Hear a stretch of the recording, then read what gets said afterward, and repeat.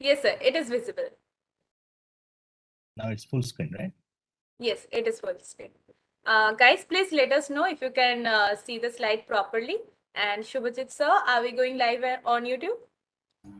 Yeah, we are live. Live is started. You can Okay. start. Congratulations, everyone. So here we are starting our session for the evening slot, and we are very happy to welcome Dr. Ridhubruta Munshi among us. And we're very fortunate, sir. Please bless us with your words, and here you can take over the screen. Okay, thank you. Thank you for the invitation. It's a pleasure to speak in this occasion. So I'm going to talk about prime numbers.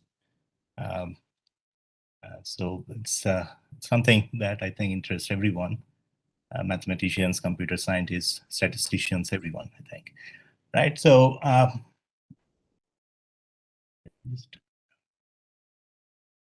okay, that's better. Yeah, so the story that I'm going to tell you about, it starts on April 17, 2013. Annals of Mathematics received a paper titled Bounded Gaps Between Primes. Its author, Dr. Yitang Zhang, it's his picture over here, is a less known mathematician, and he claimed that he has proved something very strong and a big step forward towards the twin prime conjecture. Okay, so it's not really unusual. As a editor of a journal, we often receive papers from amateur mathematicians, professional mathematicians claiming doing big things about prime numbers, but later it turns out to be false. Okay, but it turned out that within 1 month, experts checked his proof, and it turned out to be correct. Okay, and the report said that Yitang Zhang has proved a landmark theorem about distribution of prime numbers. Okay, so what did he prove? Okay, so what are prime numbers? So the definition is just any integer which has exactly two divisors are called prime numbers. So 2, 3, 5, 7, 11, 13, these are the prime numbers. You all know about them.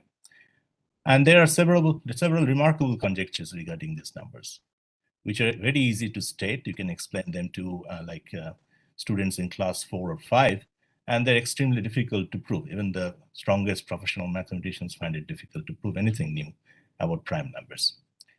So what is this twin prime problem? The twin prime problem says that there are infinitely many primes p, such that p plus 2 is also a prime. Okay. So in other words, it says that if you're looking at the sequence of primes, the gaps between primes becomes very close. Sometimes it's just 2, and infinitely often it is 2. What Zhang could prove is not exactly this statement. What he could prove is this, that if Pn denotes the nth prime number, then for infinitely many n, the gap between Pn plus 1 and Pn, so Pn and the next prime, this is the gap, is less than 70 million. Okay. So to prove the twin prime conjecture, you need to prove that there are infinitely many n for which this gap is less than or equal to 2, but he proved 70 million. Okay, 70 million is still a big number, and you may wonder why is a significant step towards twin prime conjecture. Okay, because before Zhang, what he knew was very little. Okay? Since 1896, so it's more than 125 years. Since 125 years, we've been knowing that the gap is less than or equal to twice log of the smaller prime for infinitely many n. Okay? And before Zhang, what was proved by Goldstone, Pinge, and Eldrin in 2010, so Zhang's paper was in 2013, that's 3 years before Zhang, it was proved by these three people, GPY, that infinitely often this gap is less than or equal to square root of log Pn and times something smaller like log Pn square. Okay, so from log Pn, GPY were able to reduce it to square root of log Pn. Okay? And square root of log Pn is really small compared to log Pn if you're looking at it in that scale. Okay, so it was a very big step, not towards a twin prime conjecture, but at least it was a very big step in understanding small gaps between prime numbers. Right, and they used a lot of technologies that were available at that time, and it didn't seem that anything better could have been proved around 2010.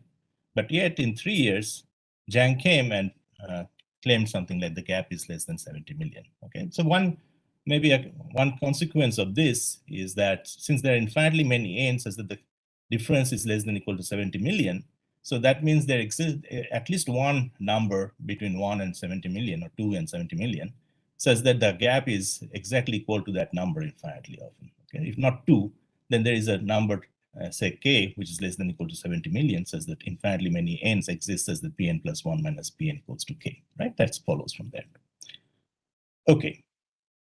All right, so let's step back and try to see what we know about prime numbers, and then we'll be able to appreciate Zhang's contribution more. Okay, so how many primes are there? Of course, if there are only finitely many primes, then all these things don't make sense at all. And we would not be interested in trying to do something like twin prime conjecture. But long back, around 300 BC, Euclid proved that there are infinitely many primes. Okay, and his proof is a very neat, it's very neat and simple and very easy to explain, and something that I do always when I'm talking about primes. If suppose there are finitely many primes, it's a proof by contradiction. So suppose there are finitely many primes, and list them P1, P2, Pn, and consider the integer by taking the product of these primes and adding 1 to it. So it's an integer. And by fundamental theorem of arithmetic, we all know that any integer must have a prime divisor. So this guy n, capital N, has a prime divisor, and let's call, but none of these primes that we have already listed over here can divide this integer, right? Because if, say, P1, if P1 divided n, since P1 also divides this product, P1 will be dividing capital N minus the product, so P1 must be dividing 1. So that's a contradiction. So this is an integer that we constructed from the finite set of primes that were available, but this integer by fundamental theorem of arithmetic should have a prime factor, but that's not there. So that's the contradiction, right? So that was Euclid's simple proof of infinitude of primes.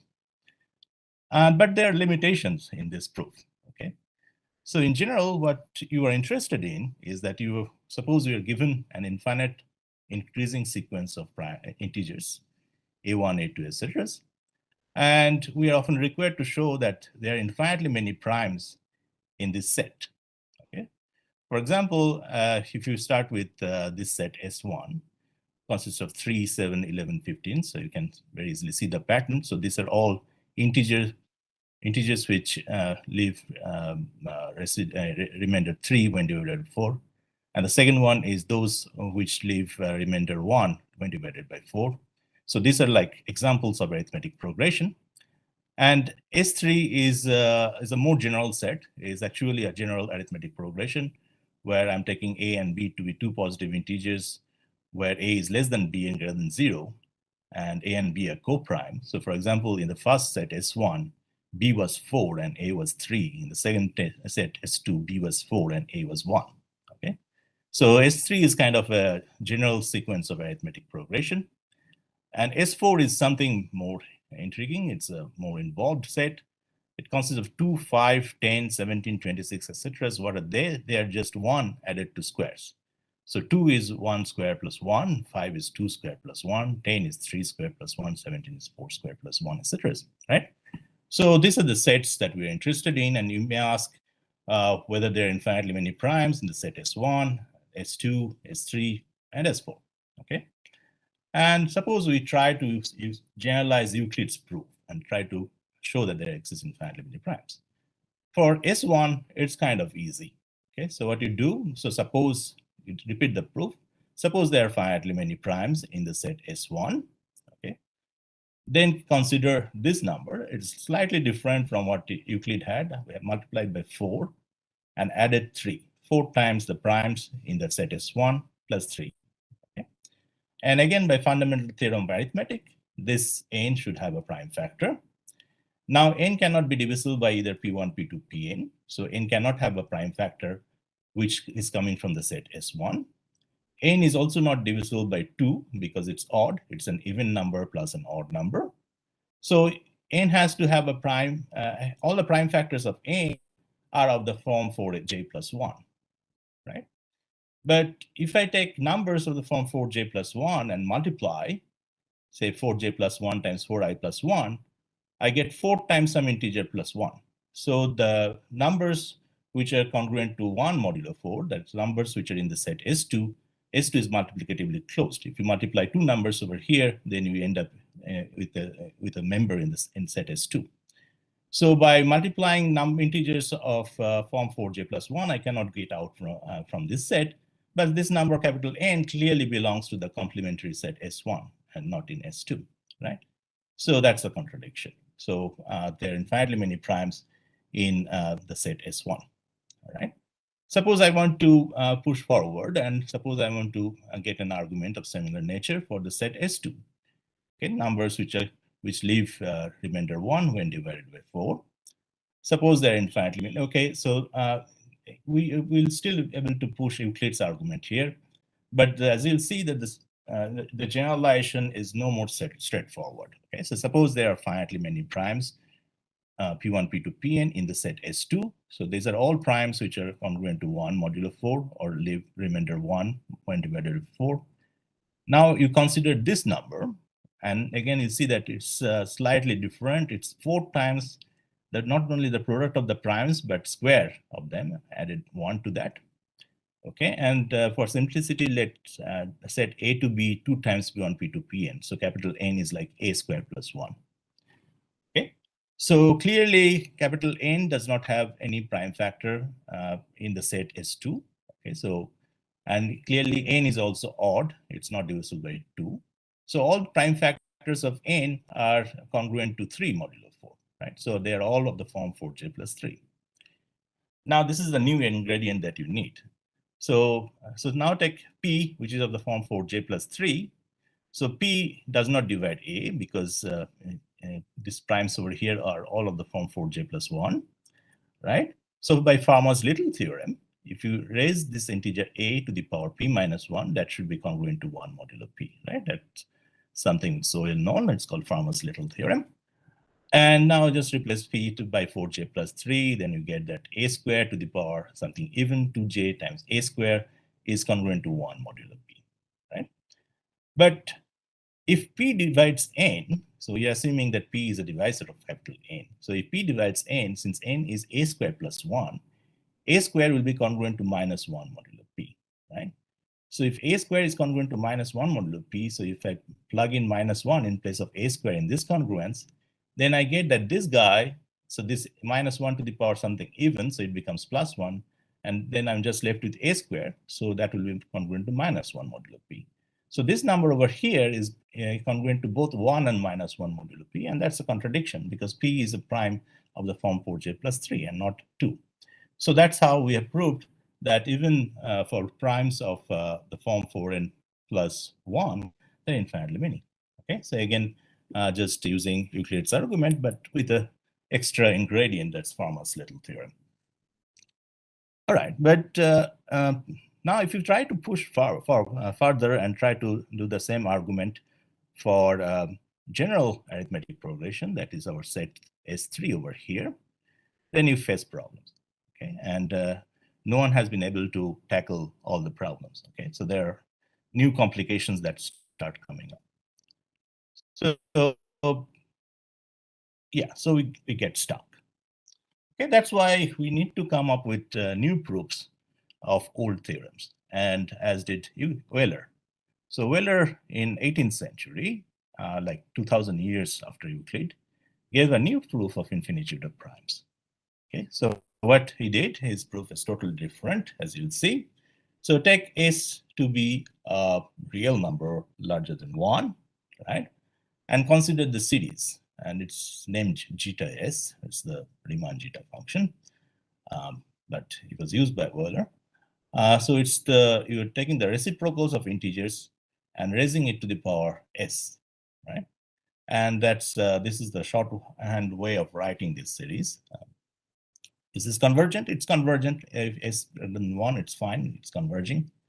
Okay, and if you look at this infinite product, so here what you're doing is you're looking at the primes, taking 1 minus 1 by the prime to the power S and taking the reciprocal of that, then that infinite product will be exactly equal to this product, or equal to this sum. Okay, to prove this, what you have to do is you have to just use this geometric expansion that 1 by 1 minus x is 1 plus x squared plus x cubed plus etc. Right? So if you expand 1 minus 1 by 2 to the power s, then you get 1 plus 2 to the power s plus 2 to the power 2s plus 2 to the power 3s plus etc. Okay, and here you get the powers of 3. And here you will get the powers of 5. The next one will be powers of 7. And the fundamental theorem of arithmetic says that any integer can be written uniquely as a product of primes. So any integers which is happening, occurring over here on the right-hand side will be uniquely represented by in this product as well, right? And so we have this equality. That's the only, that's just an analytic way of stating the fundamental theorem of arithmetic. All right, so what is it good for? All right, so we have proved that the zeta function, which was defined by a series, is given by a product over prime numbers. This product is now called the Euler product, and this series is called Dirichlet series. I mean, such type of series are called Dirichlet series. Such type of products are called Euler products. This is called the zeta function. All right, s was greater than 1. Now we are going to take s tending to 1. So we are taking s going towards 1, but from the right-hand side, right? So suppose there are only finitely many primes, right? So that will mean that in this product, there are only finitely many terms. Now, if there are only finitely many terms in this product, and as I take s towards 1, individually, all the terms are converging, making sense even for s equals to 1, right? So the finite product will also make sense. So that will mean that this right-hand side over here is bounded as s goes to 1, right? And so that will also mean that when s is greater than 1, this Dirichlet series over here is bounded by something. As s tends to 1, it remains bounded by that same thing, right?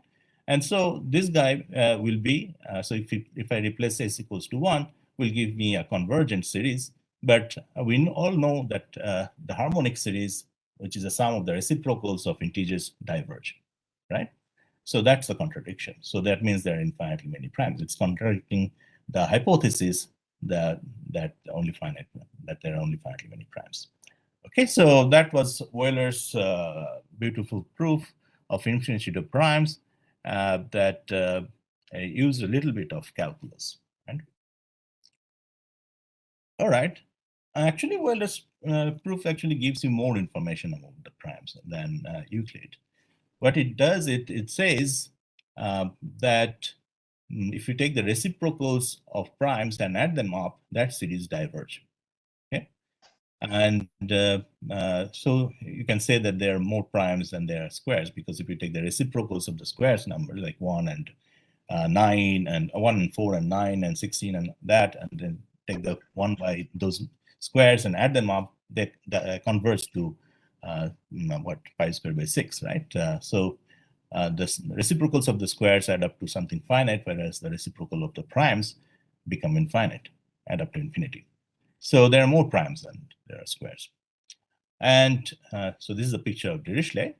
Dirichlet used Euler's proof to establish their infinitude of primes in arithmetic progression.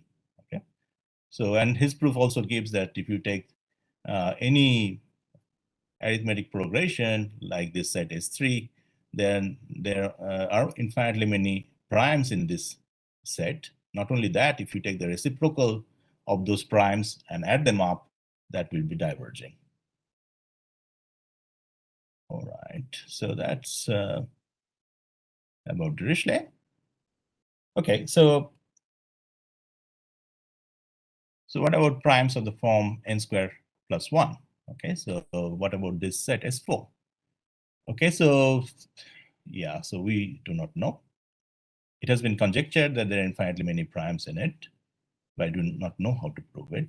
No one has been able to generalize either Euclid's proof or Euler's proof or whatever proofs of infinitude of primes that we have to this set, because this set becomes very sparse. Okay, and this set, this problem remains one of the most important open problems in the theory of prime numbers. Okay, and we're going to come back to this later. Okay, Okay, so we have now infinitude of primes.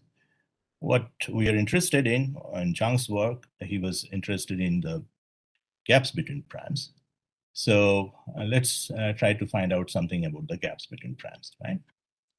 So how many primes are there? Of course, there are infinitely many, but suppose I give you a number and then ask how many primes are there less than that number.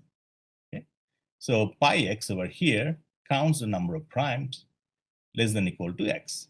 Okay? So say x is any positive number, so pi x is finite, of course, for it's less than equal to x. Okay, and since there are infinitely many primes, that means that pi x tends to infinity as x tends to infinity. Okay, the problem is how fast. Okay, does it go to infinity like x by 10? Because it's less than x, but it can be larger than x by 10. Does it go to infinity like square root of x? Okay, which is not as fast as x by 10, but quite fast. Does it go to infinity like log x? So it is still going to infinity as x tends to infinity, but it's going in a less rapid speed than square root of x. Or is it like log x, which is also known to go to infinity, but even with computers, you not never ever see that this number is going to infinity. Okay, is there a simple way to compute pi x? Okay, so that was the problem this person Gauss was interested in. And as a young boy of 16, when he turned 16, his father gave him, or maybe he was 15, his father gave him a book containing the table of logarithms. Okay, and he was studying the table of logarithms, and he came up with a conjecture about the distribution of primes. Okay, what was his conjecture? His conjecture was that pi x can indeed be given by a simple formula, not an exact formula, but an approximation. So pi x can be approximated by x by log x. Okay, and this symbol over here means that if I take pi x and divide by the right hand side x by log x and take x tends to infinity, the limit of this is 1. Okay, so that was a conjecture Gauss proposed. Okay, and during 19th century, a lot of people tried to prove Gauss conjecture. It became one of the most important conjecture in mathematics around that time, and whole of the theory of complex analysis, a major portion of complex analysis was developed to understand or prove Gauss conjecture. Okay, so yeah, so this is the picture of Chebyshev. Okay, and he made a very big contribution towards proving Gauss conjecture. He almost nailed it, but not quite. Okay, so so his method was based on combinatorics. So here he was looking at 2n choose n. Okay, so this is the number of ways of choosing n many objects from 2n many objects. Okay, so we know that it's 2n factorial by n factorial times n factorial. And it's quite easy to show that 2n choose n is less than equal to 4 to the power n. And it's also greater than equal to 4 to the power n divided by 2n. So we have this nice bound. It's quite easy to prove. What is not that easy to prove is this fact that if you have a prime power which divides the 2n choose n, then that prime power is less than equal to 2n. Okay, it's kind of difficult. You have to know what power of a prime divides n factorial. And there's a very nice formula for that. You can look at some books and find out. Right? So if some power of prime divides 2n choose n, that power must be equal to 2n. Okay, so now this is what it did. So you start with this, is this inequality? 2 to the power 2n by 2n is less than 2n choose n. Okay, and now 2n choose n, we are writing as product of primes. This is fundamental theorem of arithmetic. The prime factors over here cannot exceed 2n because it's 2n factorial by n factorial times n factorial, right? So,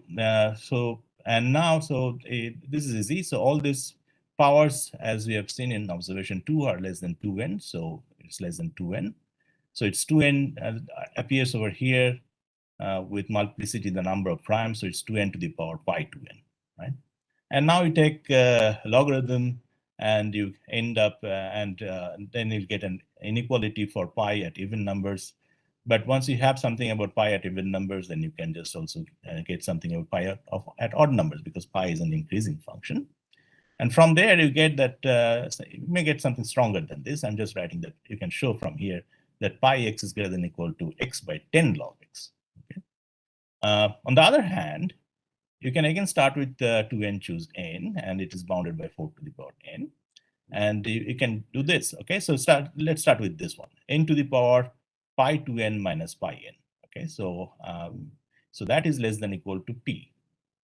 This less than or equal to this product. Okay, so each of this n is less than this prime, because this prime I'm taking between the range n and 2n. So all this n is less than p. And the number of p's appearing over here is at least pi 2n minus pi n, right? So this product is definitely larger than this. And this product again is smaller than 2n choose n, because if you look at 2n choose n, the primes which are larger than n and smaller than 2n appear in the numerator and are not cancelled by anything in the denominator, because in the denominator you only have primes which are smaller than or equal to n, right? So each of these prime will appear in 2n choose n. So this product is smaller than 2n choose n, and 2n choose n is less than or equal to 4 to the power n. And again, by taking logarithm and doing some work, you can get an upper bound for pi x, and that is something stronger than 10x by log x, but you can prove this one quite easily. So Chebyshev, by simple argument, was able to prove that the number of primes is less than or equal to 10x by log x, but greater than or equal to x by 10 log x. Okay, so we got the order of magnitude, at least, is as Gauss had predicted, is x by log x. But he couldn't prove that the limit exists and the limit is equal to that. Okay, then came Riemann. Okay. But unlike Chebyshev, Riemann employed complex analysis to study prime numbers. Okay, so that was the big contribution he made. Okay, so in a short note, which was published in 1859, Riemann presented a roadmap to prove Gauss conjecture. Okay. His fundamental idea was to study the Riemann zeta function as a function of complex variable and use the complex analytic properties to understand the distribution of primes. Okay, so this is the zeta function, which was introduced by Euler, but Euler was looking at this as a function of real S greater than 1 when the series and the product are converging and all that. But Riemann proved that it makes sense to talk about this function for any complex number except at s equals to 1, where they really blow up and give you infinity. At any other number, you can make sense of this series and this product. Though they're not converging, there is something called analytic continuation. And also, he proved something called functional equation, which relates the value of zeta at s with the value at 1 minus s. Okay, and the nice thing about analytic functions is that it's like polynomials. Okay, for polynomials, what you can do is you can write a polynomial as a product over the roots of the polynomial. So you can do the same thing for zeta x. So zeta s can also be written as a product over the roots of zeta s. Okay, so you're looking at rho 0 means zeta rho equals to 0. So here it is running over the zeros of the zeta function. So we have the zeta s is equal to some product of this type. Okay, it's not exactly a polynomial, so you get some extra things over here to make it converge and to make sense. But it almost it's kind of reflects that feature that it's a product over the roots. Okay, so we have on one side zeta s is given by an Euler product, which is a product over primes. On the other hand, since it's analytic and nice things happen with it, zeta s is also given by a product over the zeros of the zeta. Okay, so in this way, Riemann related the prime numbers with the zeros of the zeta function. Okay, and he showed that to prove what Gauss had conjectured, one has to show that there are no zeros of the zeta function lying on the line on the half plane real s greater than or equal to 1. For real s strictly greater than 1, since we have this product to be absolutely converging, it cannot be 0, okay? Because we have non-zero numbers and it's absolutely converging product, so it cannot be 0. And so it may vanish at some point whose real part is 1. But if you can prove that it's not happening, then you can get the conjecture of Gauss. And Riemann's program was carried out by von Mangold, Hadamard, and others. And in 1896, exactly 100 years after Gauss conjectured the prime, Hadamard and the Leverkusen independently proved the prime number theorem. They showed that pi x is x by log x. Okay? This is the picture of Hadamard, and this is the Leverkusen. All right. All right, so what can you say about the gaps between primes from this? Okay, so take x large and consider the primes in the range x to 2x. And suppose the primes satisfy, so all the primes here are denoted with Pn, say, and suppose all the primes occurring between x and 2x have gaps larger than twice log of the smaller prime. Oh my goodness. So this should be greater than or equal to 2 times log x, right? Pn's are between x and 2x. Yeah, so there is a mistake in this inequality over here. It should be greater than or equal to twice log x. Okay. So now you look at the sums of the gap. Now all these primes are between x and 2x. So this sum is less than or equal to x. Okay, and on the other hand, this gap is greater than or equal to 2 log x. So this is like greater than or equal to 2 log x times the number of primes that are there in x to x. And the number of primes appearing in x and 2x is pi 2x minus pi x. And now we have an approximation for pi 2x and pi x. If we put that in over here, we substitute over here. Then we simplify, we get 2x times 2 log x by log 2x minus 1. And you can show that if x is sufficiently large, this is greater than or equal to 1.5 times x. So we get that x is greater than or equal to 1.5 times x. That's a contradiction. So that means it contradicts the assumption that Pn plus 1 minus Pn is greater than or equal to twice log Pn for all primes in the range x to x. So this is not really happening for all primes. Okay, so in this way, you can show that there are infinitely many infinitely many integers n, such that the gap between the n plus 1th prime and the nth prime is less than or equal to twice log Pn. Okay, so why do you need a 2? We needed a 2 to make it bigger than 1 over here. So as long as over here you have something less greater than 1, you'll be fine, right? Okay, and I must say here that there is a small bug in the proof, and you can try to find it and fix it. Okay? But I'm not going to tell you. Okay? All right. So from the prime number theorem, as I just concluded, you are able to show that there are infinitely many n's as the gap is less than or equal to twice, is less than or equal to log Pn. So 2 was for convenience. I can drop the 2. Right? Or in other words, if you know a little bit of calculus, it means that if you look at this sequence Pn plus 1 minus Pn by log Pn, the lim_inf is less than or equal to 1. Okay, so that was the status in 1896. Till 1940, there was no improvement over this. Erdős came and improved this and showed that it can be made less than 1.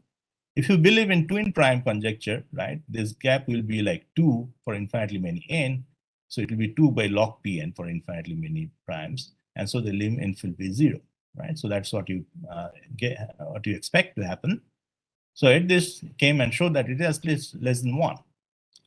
And this was further reduced by Bomberi, Davenport, Huxley, and Meyer. And they showed that it is less than or equal to a quarter, or 0.24.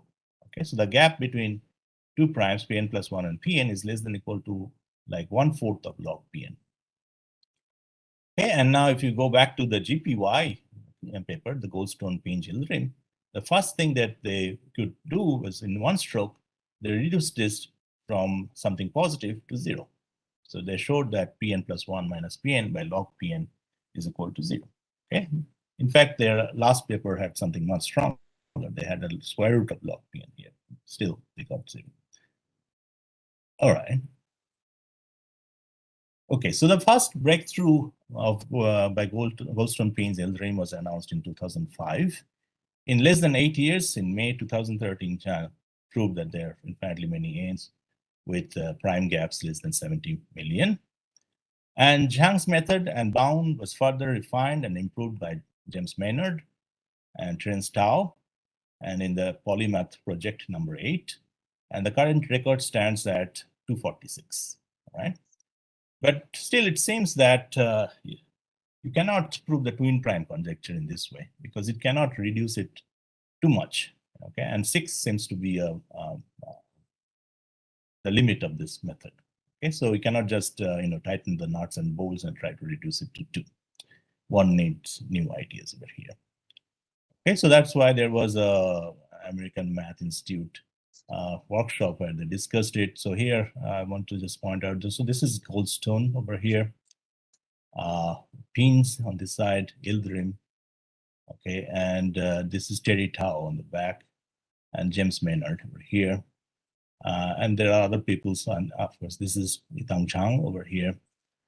This is Freelander, this is Sandarajan. All right. Okay, so what are the other problems that we have about prime numbers? In an International Congress of Mathematicians in 1912, Landau, this is a picture of Landau, listed 4 problems and which he claimed to be unattackable at the present state of mathematics. Okay? And the 4 problems were, number 1, the Goldbach conjecture, which says that every even number larger than 2 is a sum of 2 primes. Twin prime, which we stated before. Legendre's conjecture, which says that there exists a prime between 2 consecutive squares. So if you take n squared and n plus 1 square, there will be a prime in between.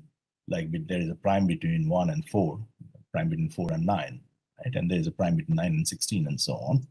So it will happen always. And the polynomial n squared plus 1 represents infinitely many primes. So these are the 4 problems that Landau listed as the most important and most difficult problems in the theory of prime numbers.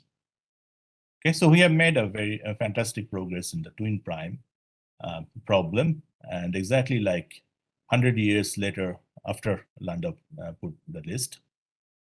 Okay, so Zhang's paper was from 2013.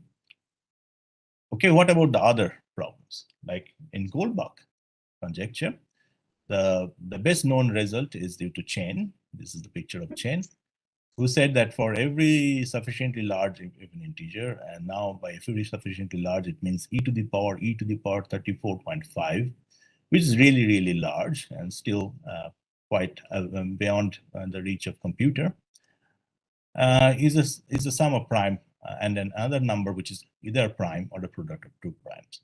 So every even number which is very large is either a sum of 2 primes, as Goldbach had predicted, or it's a prime, it's a sum of a prime and a product of 2 primes. Right? That's the best thing that you can do.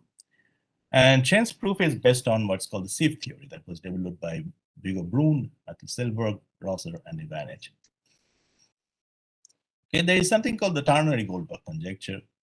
Actually, Goldbach, in his letter to Euler, where he stated the conjecture, he actually claimed that every odd integer is a sum of 3 primes. He never claimed that every even integer is a sum of 2 primes. Euler wrote back saying that every integer is a sum of 2 primes. Okay, so Goldbach claimed something which was milder, but Euler made it harder. Actually, we now know ternary Goldbach conjecture. So the first step was taken by Vinogradov, who showed that every sufficiently large odd number is a sum of 3 primes. And recently, Harald Helfgott has announced that he has proved it for. Okay, so there is so what you do for in this case is you show that for sufficiently large odd numbers is sum of 3 primes. It's theoretically. For smaller odd numbers, you just check using computer. And for Harald, I think it was like 10 to the power 15 or 16. So beyond 10 to the power 15, you can check using a theory. Below 10 to the power 15, you just use computer. Okay, Vinogradov's proof is based on what is called the circle method, which was invented by Ramanujan and Hardy, Littlewood. Right? So this is a picture of Vinogradov, Ramanujan, Hardy, and Littlewood. So this has been solved. And what about the last 2 conjecture? Okay, so there, what about the conjecture about existence of primes between 2 consecutive squares? So you really want to show that there is a prime between x and x plus 2 root x. Okay, that's the Legendre's conjecture. What we can prove using Sieve theory, that was done by Becker, Harman, and Pins, is that there, for x sufficiently large, there is a prime between x and x plus x to the power 21 by 40, which is almost like 1/2, but still 1 by 40 away, right? So yeah, so we have made good progress here also. And Ivanich has used the Sieve method to prove that this polynomial n squared plus 1 is infinitely often is either a prime or a product of two primes. Okay, so that's the best thing that we know about this polynomial n squared plus 1. And Sieve method is also the method, also the crucial ingredient that was used by Zhang, Maynard, Tao, and others in their in the proof of bounded gap. So what is a sieve? What is the sieve method? So let me just try to explain it a little bit. So it has its origin in Greece, prehistory. It's like 250 years BC, Eratosthenes. So his job was to list all primes between 1 and 100. And this is the way he did it. So you just list the numbers between 1 and 100. And then you choose the first number 2 and cross out all the multiples of that. So 4, 6, 8, 10, all even numbers are crossed out. Okay, then you pick the next number, which is not crossed out. In this case, it's 3. And then you crossed out all multiples of 3, that is 6, 9, 12, 15, etc. And then you look at the next number, which has not been crossed out, that's 5, and then cross out the multiples of 5 and so on. Okay, and as soon as you reach the square root of 100, that's like 10, you will be just left with the prime numbers. Okay. So that was Eratosthenes' sieve. So this is one way to list all the prime numbers up to some number. But it's not that effective because the number of steps that you have to do and the number of primality checking that you have to do will add up and will become huge. So the complexity is quite big. Okay, so the Sieve method was put on modern language by this guy, it's legendary. Okay, it's the inclusion-exclusion principle, basically. So suppose you have a finite set of positive integers, and suppose you have a P, a number, which is a product of prime numbers, and you are interested in finding the number of elements in the set S, which is co-prime with this product. So which doesn't have any prime factor in this product P. Okay, that is given by this. Okay, here's something I'm using. It's called the Mobius function. So the nice thing of Mobius function is that it's multiplicative. It is for prime powers it's 0, and for prime it's -1. Okay, and if you have two co-prime number, mu, say d1, d2, mu of d1, d2 will be mu d1 times mu dt. Right. So for integers which are not square free, it will be 0. And for integers which are square free, it will just count the number of primes in it, and it will just give you the, whether if there are odd number of primes, it will give you -1, and it will give you +1 if there are even number of primes in there. So, and if you will see that if you take this sum mu d, where d runs over all divisors of the GCD of A and P, then it is 1 if A and P are co-prime, and it is 0 otherwise, right? So that's so this is a way to pick integers in the set S which are co-prime with P, right? And if you expand this, then you'll get the inclusion-exclusion. Okay, this is what's happening. So you just take the whole set, and then from that subtract the product of the primes P dividing P. But when you are subtracting all the products of the primes P, so suppose there are, suppose you cross out all the multiples of 2, and again cross out all the multiples of 3, then you'll be crossing out all the multiples of 6 twice, right? So you have to put them in. So you have to add all the multiples of P1, P2. But when we put them in, then you will need to subtract all which are multiples of P1, P2, P3, and so on. So it's an inclusion-exclusion principle. Okay, and it turns out to be this. So this is okay. So this is the thing that you want to compute, and that turns out to be equal to that, where SD is the subset of S consisting of multiples of D, and absolute SD means the number of elements in SD. Okay, so that's what we have. That's the Sieve, that's the inclusion-exclusion principle. But the bad thing is that this length is very, very long. right? Because there are too many things that you have to add and subtract. And at every point, you'll be making an error, and the errors will pile up and give you a big error, and that will make it completely ineffective, right? So the sieve of Eratosthenes, or as was put by Legendre later, is not good enough. Okay, so if you want to suppose you are looking at a subset of between x and 2x, then if you want to find a prime in that set, then you have to cross out all the multiples of primes running up to root x. Okay, if n is not a prime, then it will have a prime factor which is less than square root of, I should write 2x over here. Yeah. All right, so that's basically the idea of sieve, but this is something that is not going to work most often. Actually, it will never work. Okay? So you need new ideas, and new ideas came in. Viggo Brun first proposed this, and back in 1919 or 1918, more than 100 years back. So what he observed is that you are usually not really interested in an asymptotic for the number of primes in S. What you are interested in is to get upper bounds and lower bounds for the number of primes in S. Right? For example, if you want to show there are infinitely many primes of the form n squared plus 1, so suppose you pick this finite set, so you're running n between y and 2y and looking at n squared plus 1. If you are able to show that there exists one prime in this set, then you're done.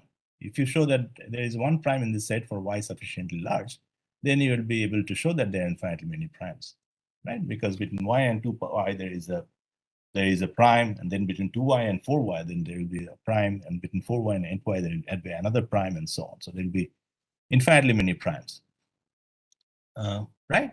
So what you have to show, really, you are really interested in this problem, that the number of primes in S is at least 1. So this number is greater than 0. So we are not interested in asymptotic, we're interested in this inequality. And for that, Brun observed that you can actually truncate the Mobius sum. Okay, so this is the Mobius sum that was appearing in Legendre's sieve over here. And when you were interchanging this order of summation, you were getting a very long sum, and that was not good. But now you can approximate, you can get an upper and lower bound for this sum, okay, by using some sets which were defined by Brun. Okay, and this is called the sieve method. Okay, so getting appropriate upper and lower bounds for this Mobius sum. Okay, Brun gave something which is it's kind of a combinatorial sieve, and this is the picture of Atlas Selberg, who came up with a different form of a much simpler type of sieve. And this Selberg sieve was later used by Zhang and also by Maynard and Tao to prove this bounded gap thing. All right, so that's more or less the story about Zhang, but no story about prime is complete without mentioning Riemann hypothesis. So I have to mention Riemann hypothesis over here. So let's go back to the Riemann zeta function. So we have a Dirichlet series, we have an Euler product, and we have an Adamath product. Okay, this is a product over the zeros. Okay, so that's a relation that relates the primes with the zeros of the Riemann zeta function. So if you have a good knowledge about the zeros of the Riemann zeta function, you get good understanding about the distribution of prime numbers. Okay, that was Riemann's philosophy. Okay, so this is the picture of the complex plane, right? So this is the real axis. This was the imaginary axis. So this is the point 1. So Euler was restricting himself to all the numbers greater than 1 over here. What Riemann did is he defined the zeta S for all numbers over here, just excluding the point S equals to 1. Okay, and the functional and actually he showed that if real part of S is larger than 1, so that is in this half plane, okay, on the right of this line passing through 1, you have good understanding in the zeta function because this product and the series are converging there. And the functional equation that I mentioned actually flips this around the point half. So if you flip this half plane around half, you get the half plane where the real part is less than 0. So the half plane bounded by this vertical line passing through 0. So your understanding of the zeta function on this side is also good. So you're just left with the region where the real part is between 0 and 1. And this is where you struggle to understand the Riemann-Zeta function. Okay, so you know where the zeros are on here. There are no zeros actually. You know where the zeros are on this side. They're trivial zeros at -2, -4, -6. We don't know where the zeros are in here. Okay, and Riemann stated that if you can prove that there are no zeros on this line, the boundary line, then you're done with the prime number theorem. That's what Hadamard and Delaval were able to prove independently.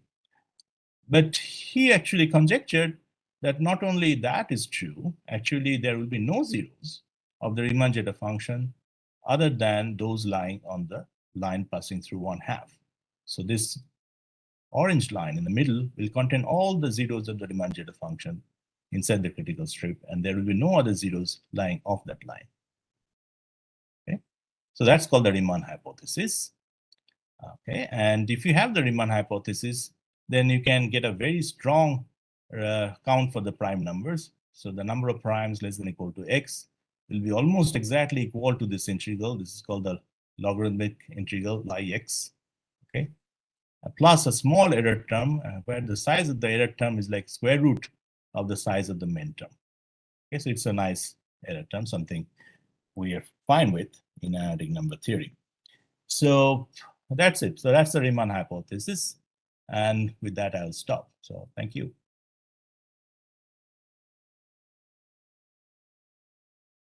Thank you so much, sir. It was amazing. And I must say that how you storyed the whole thing, starting from the basic prime proofs of, you started from the Euclidean proof of infinite primes and how step by step you build the whole story. And I cannot believe at the last I could actually grasp those kind of complex concepts.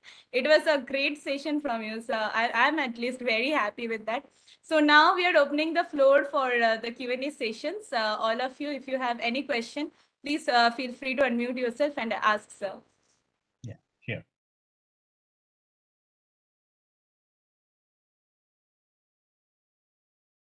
Do you have any question in the house? Our technical team, can you please try to filter some questions from the chats, as I could see that a lot of things, a lot of questions were coming in the chats. Sir, Shreyansh here. I have one doubt.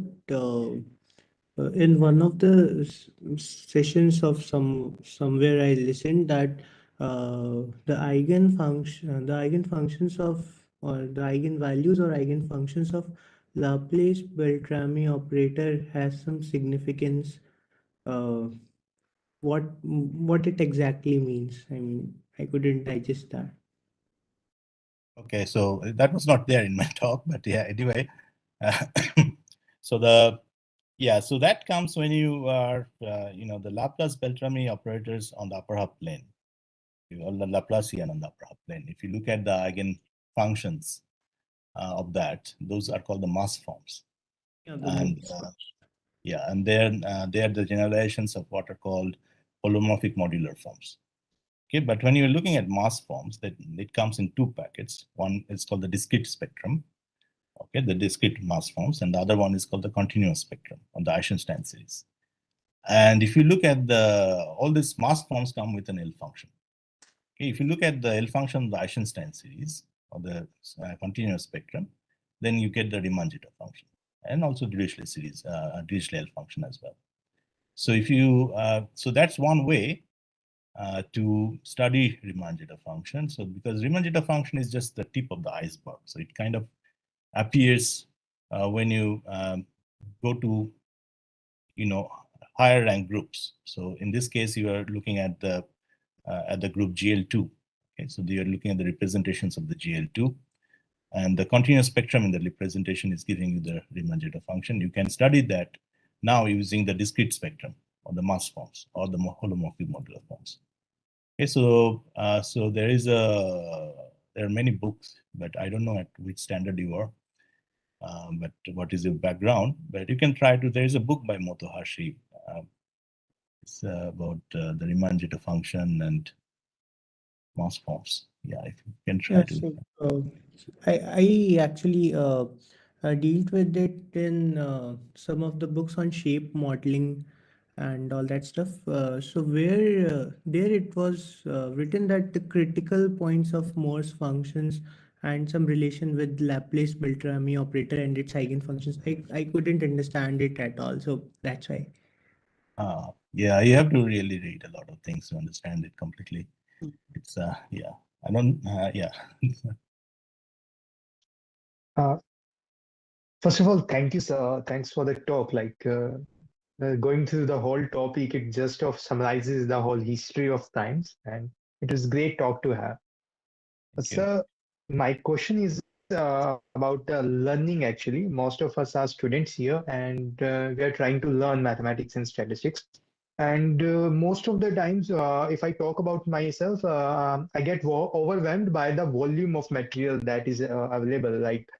We have so many branches of mathematics and so much material that we can learn, right? So how to handle that, first of all, and second, when we are trying to tackle some problems, there's like that uncertainty. When we are trying to learn something, there's uncertainty when we do not know it, right? When we are trying to tackle that, understand that, how to handle that psychological pain, basically, to learn that. So, first of all, volume, and second is maybe some learning tips for mathematics. Okay, all right. Okay, so first of all, mathematical science is a huge subject. It's been growing in the last more than 2,000 years. So really and there are many people working on it. So it's really difficult to grasp everything. So what you really need to do is to have a very strong foundation. Okay, so learn the basics. So learn real analysis, complex analysis, and algebra and topology. So these are the 4 things that you have to be very strong. Okay, so once you know this, you have more or less mastered the language. Now you can enter any of the specialized topics. You can learn differential geometry, or you can learn algebraic geometry, or number theory, or harmonic analysis, and all that. So as long as you have your foundation, those 4, analysis, real complex, algebra, and topology, the basics strong, you'll be able to enter. So the first, the undergraduate years are meant for that. You just use those 3 or 4 years that you get as an undergraduate or master's, build your foundation.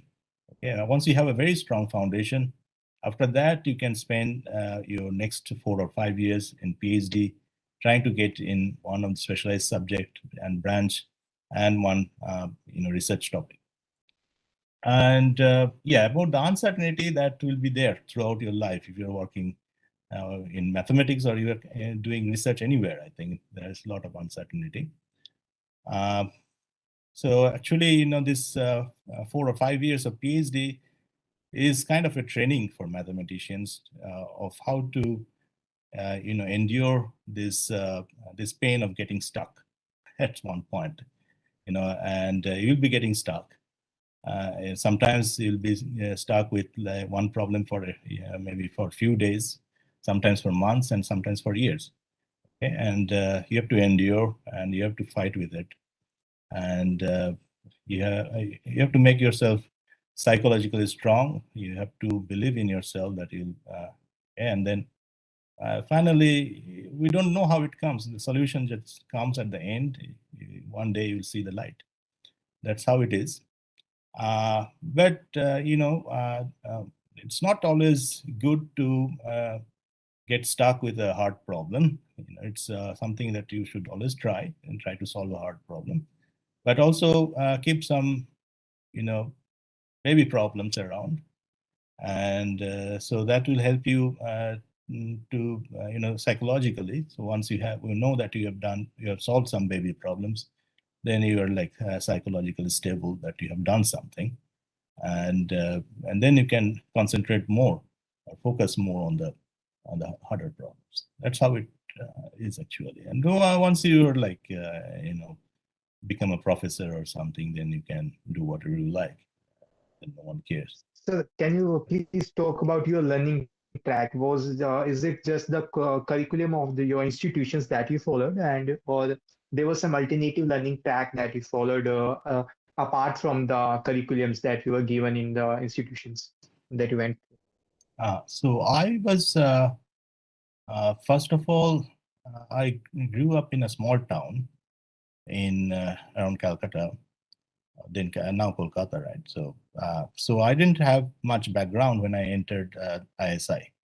So I was, I mean, I had picked up few books on number theory from the book fair, and the usual thing. I've read Button and Apostol's analytic number theory, introduction to analytic number theory before, and that got me interested in number theory before I entered ISI.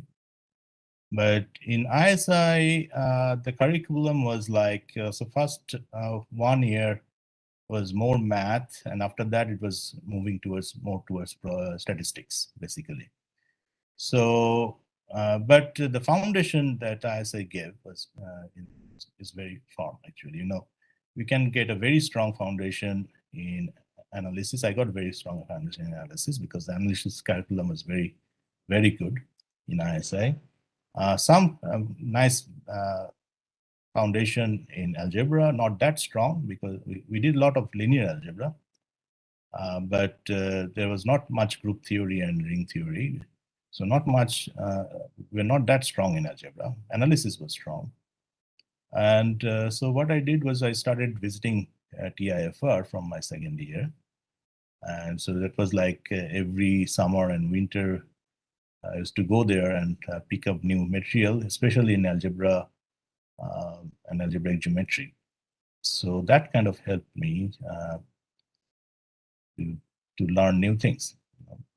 And also, yeah, so analysis basically I learned in ISI, and yeah, and algebra and algebraic geometry. I also did a course in algebraic geometry later when I was in MStat second year. I think. Yeah, but Thank you, sir. Thanks for answering that. Yeah, Excuse so me. Yeah. Hi. Can I go for my question? Yeah, sure. Oh, okay. Thank you. First of all, great talk. Uh, it's really amazing to see you go on about primes. Anyway, but my question was, I mean, my question is something kind of a hypothetical. Let's say all of these problems that you stated, all of these hard proofs that are yet to be proved, what if all of these are proven? What happens then?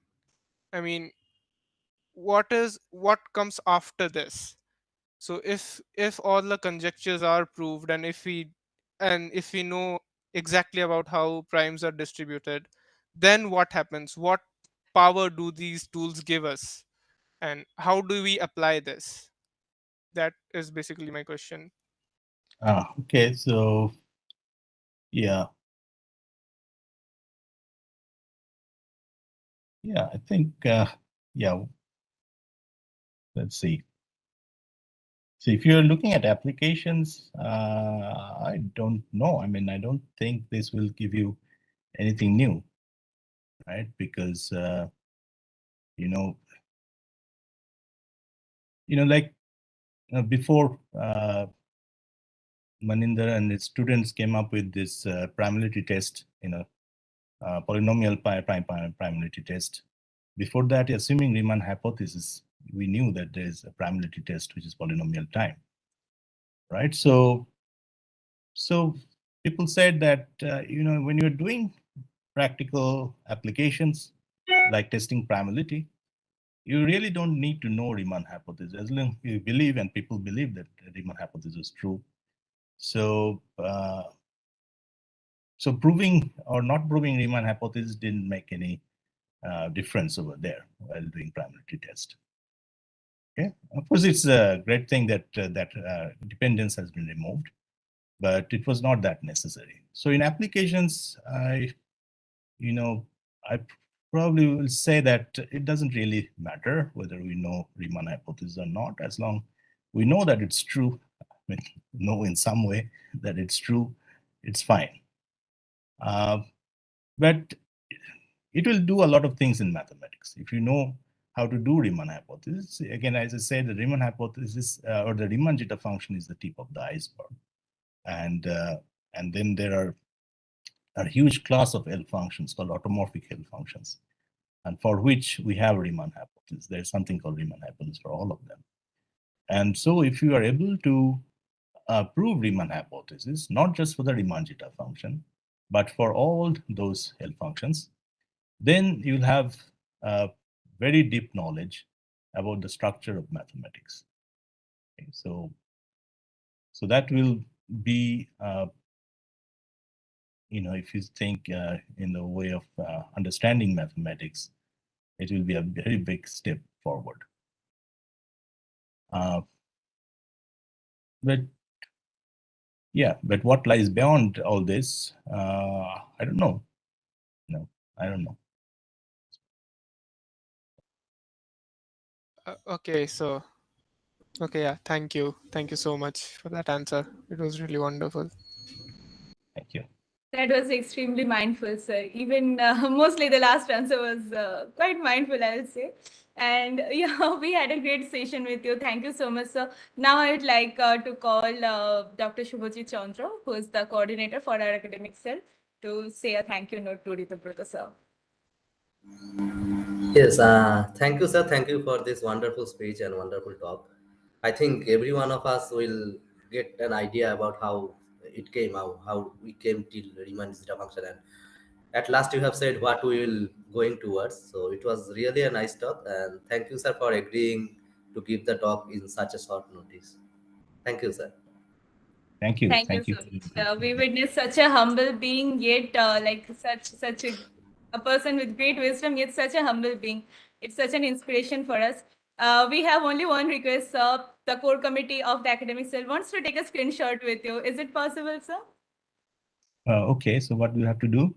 The technical team will take care of it. If you can please turn off your screen share, sir, we can go ahead with it. Okay, let me just check. Stop sharing. Is Thank it fine? Sir. Yeah, it is fine. Jay Nishkarsh, please take care of the screenshot.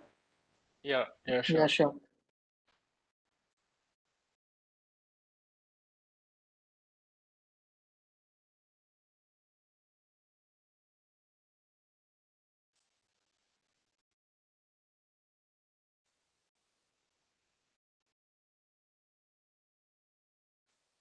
Yeah, Nishkash, you can just confirm when it's there.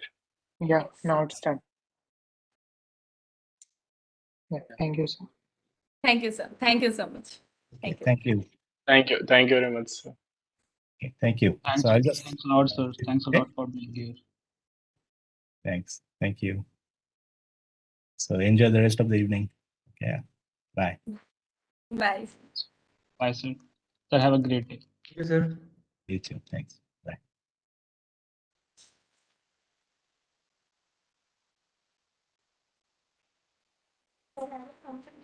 Hello everyone, the audiences. So we just concluded our session, which was very successful with Dr. Ritabrata Munshi.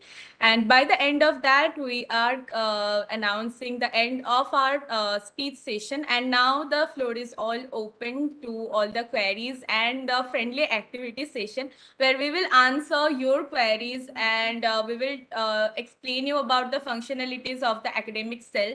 So here, if you have any doubt, any query, just feel free to unmute yourself or just put it in the chat. We'll read it out.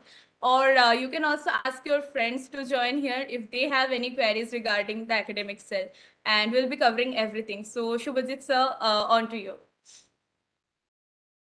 Yeah, I mean, you can start asking questions. But before that, how was this session, the last session of Ritabrata? Yes, guys, if you can give us some feedback about this whole session, just feel free to unmute yourself and let us know. The core committee is the general Hi, audience. this was awesome. Yeah, this was awesome. Who is this? Yes. Yeah, Yes. my name's Yash. So, Hmm. oh, by the way, when it comes to questions, I did have a question. I guess it's very important. But when Yeah. are the results for the logo for the academics, mathematics, and statistics is getting out? Because I saw the post So on I Instagram. so I think the last date is 15, right? Yes. So after 15, we will take 2-3 days to sort out, and then by the end of 20th or 21st, I will announce. Okay. Awesome. Yes. Thank you, Yash, for your feedback. Anyone else? Hello, can I talk? Yeah, Yeah. sure. Who is this? Actually, IIT Madras is conducting Pravartak, right? To enhance mathematics for our Yes. future. Yeah? Yeah. Both mathematics and stats. मतलब हिंदी में बोल सकता हूँ क्या कुछ? हाँ बोलो। Yeah, feel free. हाँ, वो क्या है ना, IIT मद्रास ने प्रवर्तक नाम का एक कोर्स छोड़ा था ना. अच्छा, मुझे प्रवर्तक पता नहीं है शायद। पता Yeah, लग we're not familiar with it. Like it's not part ये academic cell का part नहीं है. I'm very sorry.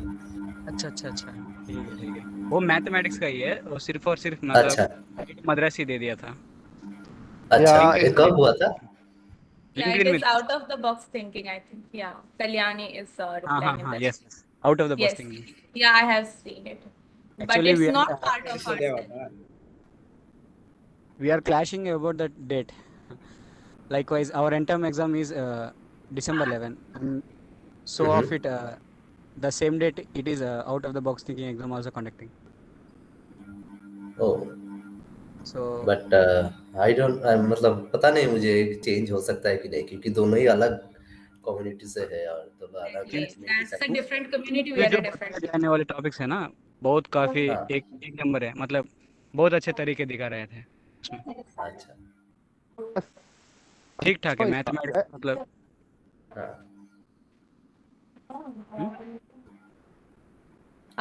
Sorry, I think we lost. We have lost him. Yeah. Any more feedbacks, guys? Hello, sir. yeah, who is this? Sir, I am Suyesh Srivastava. Yeah, hi. Hi, sir. Sir, today's session was very helpful for me, sir. First of all, I am good to see. Can you mute everyone else except who is Yeah. talking? Other people, please mute yourself while someone else speaks. Sorry. If you. Yeah. Please mute everyone. Hello, sir. May I speak? Yeah, hi. Yeah, Yes, sir. First of all, I want to say that the today's session is very helpful for me, and good to see such great people on this platform, sir. So it's my request, sir. In the upcoming session, it will be possible for you for the community to hold the in-person event at IITM campus? yeah, basically that is the ultimate goal. So first we are trying it online and see how the responses are. Then eventually Okay. we'll try the offline session, offline workshop and seminar. As during sir, as in my the past, I have given many olympiads and many stuff. So I am very interested in the upcoming olympiad, which I think someone is telling about that olympiad Right, should be conducted. right. So So can you there is a please? plan for Olympiad which is going on. We will conduct an Olympiad for everyone and you can take part of it. But we Okay, need to. so can you elaborate something more about on the Olympiad? The Olympiad which will be conducted uh, is uh, is what level of Olympiad the IITM will be conducting? So as it is Olympiad, it should be a little bit on higher level side, right? It should not be like your quiz or NTAM. That I can Okay, assure you. The question will okay, be little bit of in deep knowledge or, but whatever it is there, you can, I mean, you can apply your high school mathematics to solve it, but you have to think, right? That's how Olympiad questions work. Every okay, concept are from high school mathematics, but you have to think in a different way. That's how okay, we would okay. do that. Okay. As in the RMO अच्छा level, पकड़ना sir. Yeah, RMO yeah, NT exactly, Yeah. level, there is number exactly. theory and number Number theory. theory, school geometry.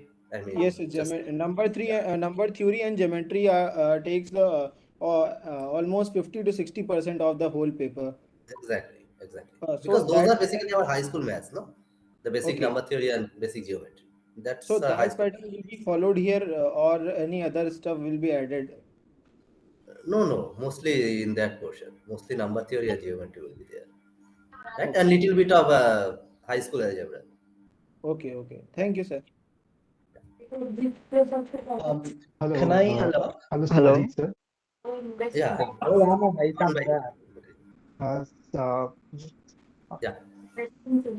yes, sir. My name is Smile, sir, and it was so good to listen to such great mathematicians here. I wasn't expected such Sakir sir to be here. I really enjoyed his talk for sure, and we were so much free to like ask questions.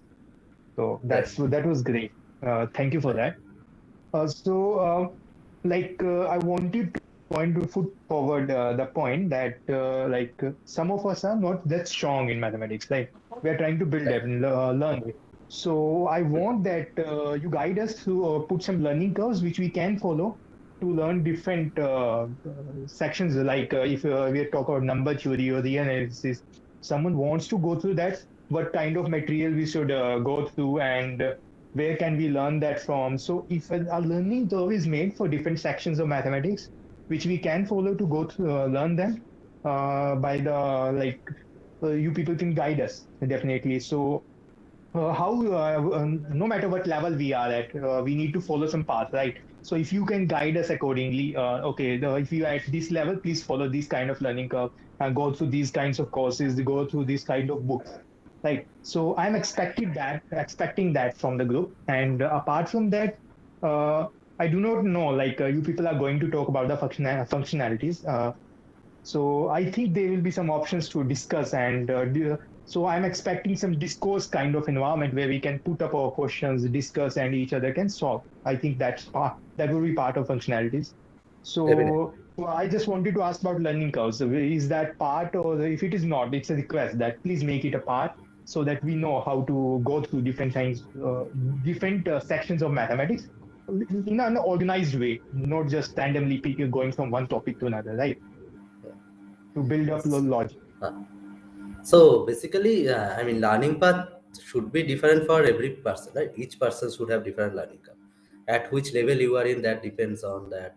What topics you want to learn, in which direction you want to go, that all depends. And as Ritapoto sir has pointed lastly, so there are basically four main pillar of higher mathematics, right? Linear algebra, real analysis, number theory, and topology. So if you can master all these four, then you learn the basic language of mathematics. That's for sure. Now, many of you, I think, are interested in number theory. I have got some idea of that. I don't know. Many of you are asking about how to start number theory, reading number theory. So, one basic book I can suggest is the book by Barton. Someone has posted in chat also. So, if you just open that book, it will guide you through the basic number theory portion, and it will take your level higher there. Right? So, that is one book you can take forward. And for linear algebra, I think there is Exler, Hoffman, Kunz, these are there. Real analysis, you can start with Bartel-Shevard. That is very nice book. I mean, we should keep Bartel-Shevard if you want to learn real analysis. You should sleep with that book. So, Otherwise, I do not want to just write it down, write it yeah, down we'll, now. we'll discuss Can it you later. But I am put giving you them just an yeah, idea on that website there or are some few page books we which you can can create? Yeah.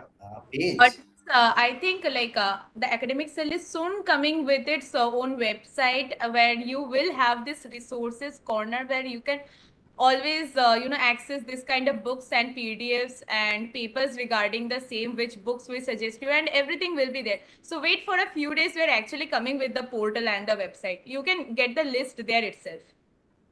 Okay, thank you. And on discourse kind of things, to ask doubts and discuss doubts. Do we have something of that here? Yeah, we have Google Spaces. Are you a But member? yeah, I am a member of Google Space, but you understand that it's not possible if everyone is putting their questions over there. You cannot create separate posts for questions, right? So Okay. maybe if a discourse kind of environment is created where we can put our questions and whoever want to answer that specific question or a discussion, separate discussions are going on, separate questions, right? So you want So a thread kind of portal where you can start a thread and that thread will go yeah, like a the one Google we in the have for future. courses, right? Discourse we have. So that kind of environment will be better. That's my Uh, recommendation. Because in chats you cannot discuss. I have 5 questions. I put 5 questions. How are people going to see it and chat yeah, about all of them together, right? we That's understand. not going to So happen. Yeah, we always value your feedback. So, sir, can we I think what he's saying is we can create a portal like a polymath project kind of portal where we can, keep the threads of single problems and it will be solved within that thread itself. So definitely our Yeah, technical team will we'll definitely. try. We'll try to build it like that. Yeah. So Fine. can I talk? Yeah. Who is this? My name is Ashrat. Yeah. So generally my feedback was that it was really amazing. I mean, I kind of came into this trying to, understand what math is, kind of because I wanted a kind of a paradigm shift from where I was initially, and I felt like I got that. So my major question is what's next? I mean, we did kind of touch upon it like with other people's questions, but like, could you give us like a general overview of what's next, like an overall kind of idea? Yeah.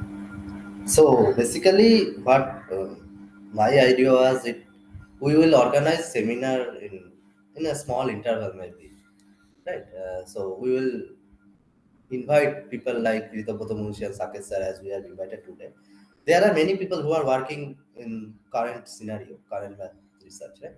They are a PhD scholar, they are a postdocs. So we will talk with them, we will invite them to give a talk here about the topics they are working in and how we can move toward that direction. So there are many directions of math, right? We will try to, I mean, cover. I will not say cover because covering everything will be very difficult, but we'll try to get a flavor of every direction of math so that I mean, in which direction you are interested in, you will get some idea from here. That is basically our main goal.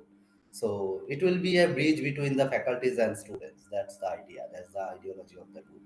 So that is there.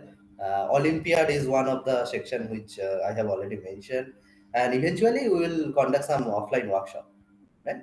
So Mm. these are the next step for this math cell, I can say. Got it, got it. Thank you. Yeah. Uh, Yeah. sir, Hello, if can I talk? we, yeah, do we have any other question? Hello. Hello, can I talk? Yeah. Who is this? Yeah, sure. I am Hari. Can I talk? Yeah, sure. Yeah. Yeah. Go ahead. Yeah. So will we get this faculty interaction to ask doubts before the 20th? Because I have a quiz too on November 20th. Is there any concrete Uh, date where the forms will be released, or is it still? so, in which topic are you talking about? Maths 1, Maths 2, Stat 1, Stat 2, which one? Maths 2 and Stats 2. Maths 2. So, there is a session going on, right? I think today there is a session also. And the revision session will be next week. So, basically, Is this there maths any cell, like one-on-one interaction? Because there are it will many be people difficult. join, and I'm not able to ask my doubts there in those But sessions. we generally ask you, I mean, what are doubts? I mean, nobody talks at that time, right? Even I felt in my session. When I asked, is there any doubt? No, just everyone got silent. And when I am asking something, then also everyone got silent. So yeah, I mean sessions are there. I mean that is enough for the clearing of doubts in particular subject, right? And you can ask in discourse also if you want, Okay, right, sir. Hari? Yeah. So the forms will be So released in the it's email, right? And there will be no form actually. You can ask in discourse or you can join in any of the session, any of the revision session. We will clarify your doubt, right? Okay, straight away. Okay, thank you, sir. Okay, great. Thanks. And it's 7, so okay. So mentoring sessions are also going on. So Right. Mentoring sessions are also going yeah. on. Okay. Uh, Uh, Hello. Yeah, so Yeah. okay, so I just want to say something. So the thing is, Ah. okay, so while Professor Munshi was giving his talk, actually, okay, so I saw a lot of silly questions in the chat box. Okay, so when did the session start? What is the aim behind of this group? Okay, so the thing is, okay, I know you do all this. You ask this type of questions in our session, okay, but don't do it here. Okay, so basically it create lot of disturbances for the speaker as well as for the audience. Okay, so and one thing, you should not do it in normal session also. Okay, so you should know all these things. Okay, so you should not ask this type of question in between a talk. Yeah, continue. Yeah. So this is basically just small etiquettes when should be applied in our academic scenario, right? Don't interrupt the talk. You don't interrupt in between the talk of the speaker. Don't ask question which you yourself think this should not be asked, right? You know that this type of question should not be asked. So yeah, I'll just take and that 1 minute. this is Subhashish, by the way. He Yes, is yes. So also just a class. introduce. Yeah. Yeah, we can have a shout out for Shubhashish sir. He's you guys know him. He's the instructor for mathematics of our course. Yeah. And he is Hi. currently doing research in algebraic number theory. So Yes. the talk which Ritoboto sir has given, I mean, that was his basic forte, I can say. Yes, Yeah. ma'am. Uh, Hi. Am I audible? Yes, you are. Yeah. Yeah. Okay. So first of all, I want to thank all the team of IIT Madras, the maths and stat cell, that they are such a going to create. I think this is going to be a blast in future. This cell, this is just an initiative. But one thing I want to suggest that, or want to like have a talk that when in every field, whenever you want to do a new type of idea grow, then you need research papers, and we all knew that there is a very limited access of research papers, because open access journals are not at all for accessible, and Sci-Hub and LibGens are very limited. You can get up to only 2020 years paper before that. So is it possible for us to like have access with our IIT Madras email ID to have anything like journal access, if we can get that? I think people are getting my point at what I'm going to say. Yeah, I got your question. So Okay. basically, when I was a student in IITM, when I was doing research there, so by using our student email ID, we could access some journals, some journal and paper. That is there. But for this online degree, actually, online degree does not deal with PhD and research community, right? So till now there is no such opportunity. But you raised your point that is quite valid.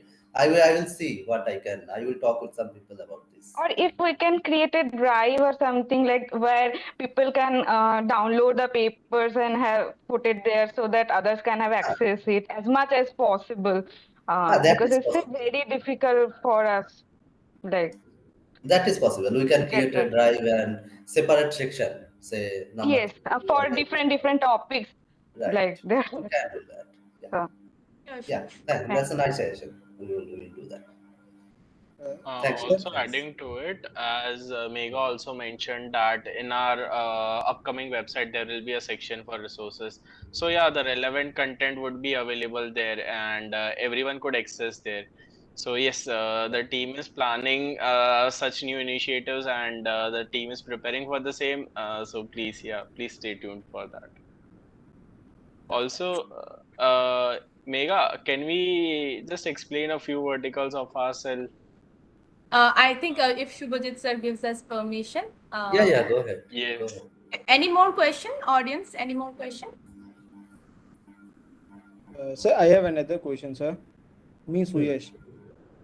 Sir, Yeah. can we get the permission of e-Central Library, sir, if possible, sir? Okay. But that you should ask the support team, right? I Sir, am I not have sure about written many this. times to the support team and Hmm. talked this thing. What they have replied anything? Sir, they have replied that no, no such type of things is like that, sir. Possible, right? Yes, sir. Sir, I Yeah, have that raised is what I was in front saying. of I mean, Bharti ma'am, sir. okay. So she said that it will be taken care of, but I have got no replies on that, sir.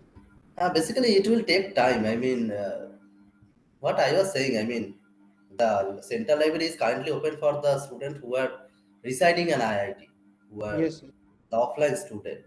So till now, we have not, have not got that permission to access Sir, central as library. I was a BTech student, but I Mhm. dropped my BTech degree just to do this base full time. So Right. I have so I am fully dependent on this IT support and all these things. So I needed it the most, because I love to read new books and just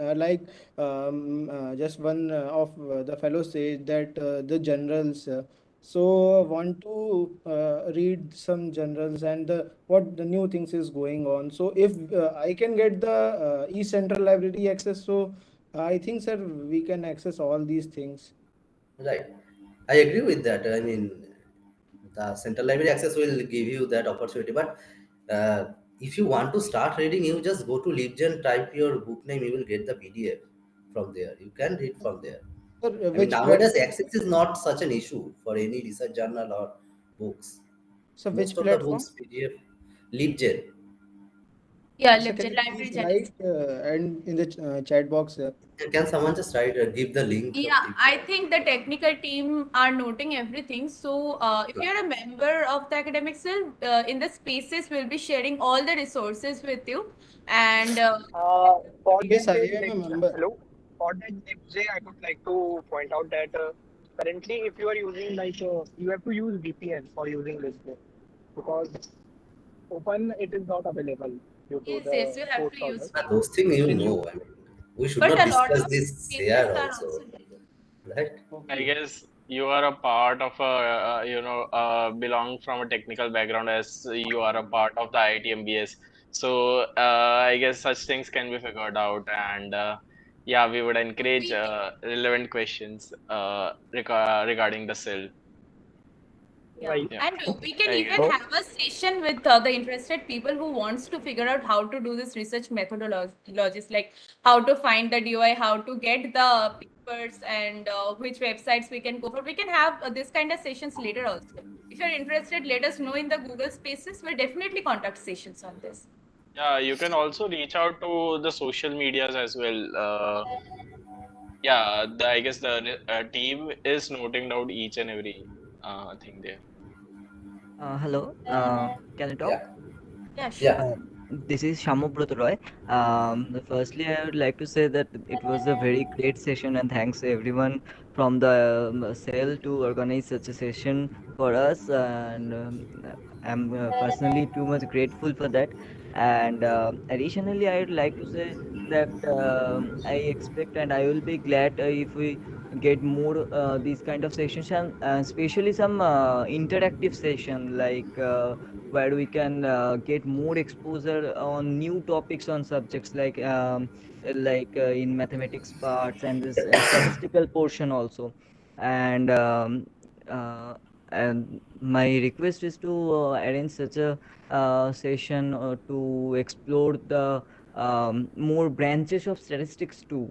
It was mainly based on mathematics, I guess, and I would like to get more insights from statistics too, because I'm currently pursuing a BSc on statistics and would like to take this for in future. So I'd like to yeah, get sure. some more information about that. Right. Thank you. So basically, today we have covered maths and computer science, if you can see. Yeah, Right? Definitely. I saw that.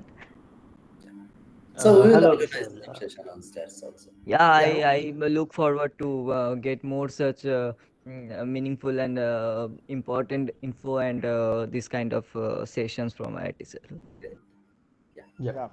yeah, hello. Hello. And one Yeah. second, I just like to clear some. Abu. I'm part of the sponsorship committee at the academic cell, and I'd just like to clear out some ambiguity. There's some ambiguity as to whether this cell is associated with the academic activities of IIT degree or not. So I just like to clear that out. Just think of this as like a more like a community, right?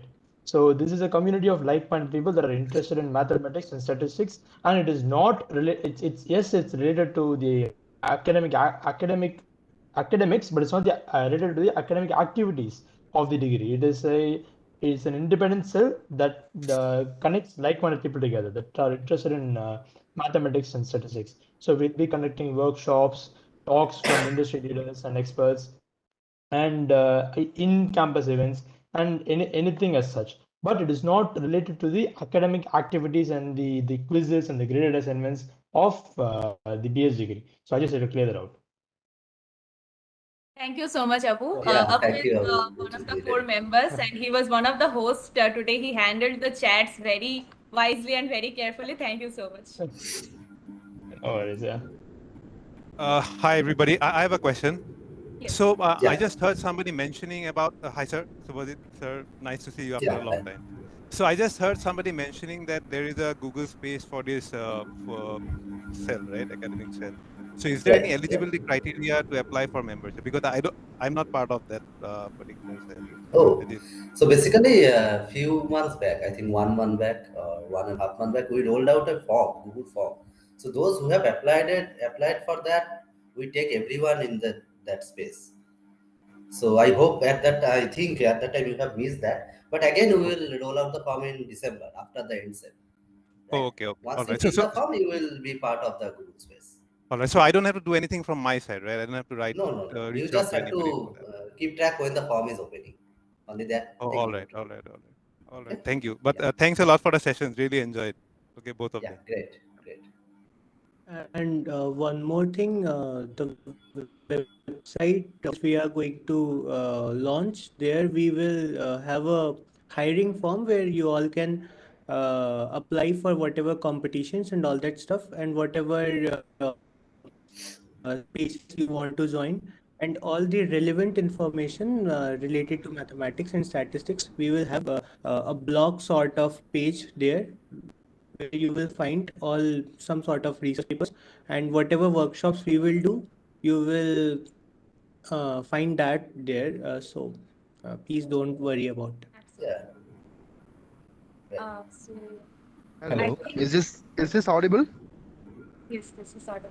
Yeah, Yeah, yeah. I'm Karthik. I know. I requested to. I'm Sorry, not hearing anything. sorry, you're not audible anymore. Sir, if you are having problem, you can put it in the chat. Yeah. So, Hello, good evening to all of you. Yeah, Yeah, good evening to all of you, sir. I'm Yogendra Singh. And okay. first of all, thank you to whole team for bringing both of the faculty members for in this platform.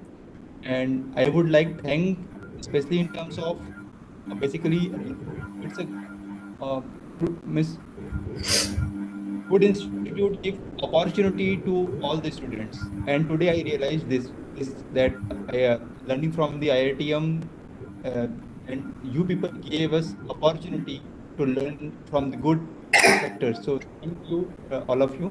It was a great session. Both the sessions were great. I learned a lot. And second thing is that I am not good at maths, but I want to learn. And I would like to get guidance to deal with the notations. Whenever I see a lot of notations, I get stuck, and there I get scared. So, um, will Yeah. there be some kind of guidance to deal with those? Because I mean, now yeah, go ahead, go ahead. Sorry. so now I am realizing that reading the mathematics, it not less than the programming, reading the Python programming. Because in the Python also, or in any programming language, we have a lot of notations. If we don't know those notations well, we cannot read. Similarly, I find similarity in mathematics also.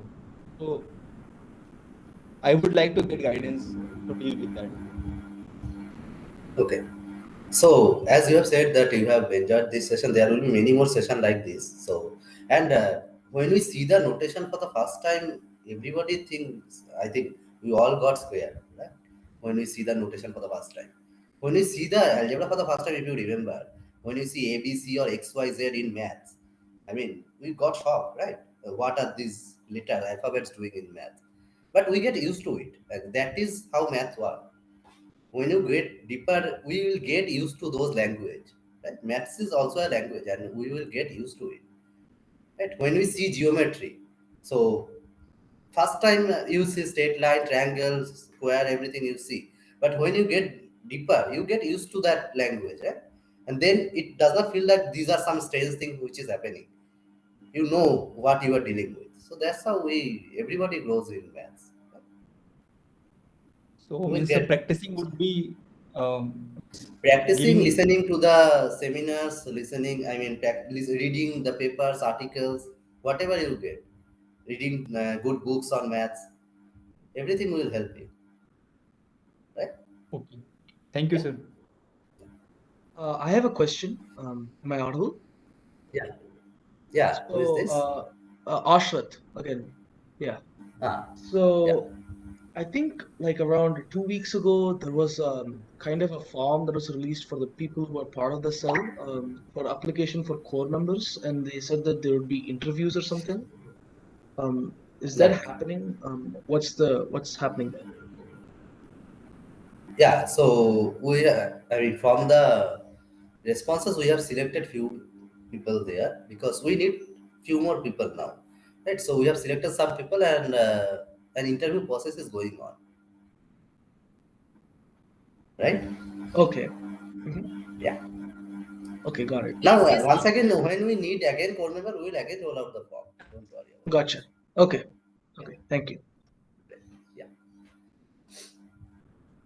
Thank you, everyone. And now, if Shubhajit sir gives us permission, we can roll out our slides and tell you some features of the academic cell, how we function, what activities we are going to plan in the future. So, sir, can we start with it? Yeah. Start with that. Yeah. Okay. So I think everyone was quite excited about this part, and everyone have some queries regarding like what activities we're going to do, what events, and what's next, right? So here are the slides for you. Technical team, can you please take care of it? Yeah. Nishkash? Meanwhile, while they're taking care of the slide, I would like to thank all of the technical members and the core members who are here. So a big thanks to Jay, Nishkarsh, Anushka, Abu, Karthik sir, and Meghna, everyone who worked, Nachiket, of course, Nachiket, Deepak, who all have worked for us. Please, guys, turn on your cam, say hi, like put up a hi emoji on your cam, you know. You guys have been phenomenal. Also, hello Karthik sir, hi. Shabnam ma'am, you also. Hello Deepak. Hi Shreyansh. Shreyansh is our website expert, our backend expert.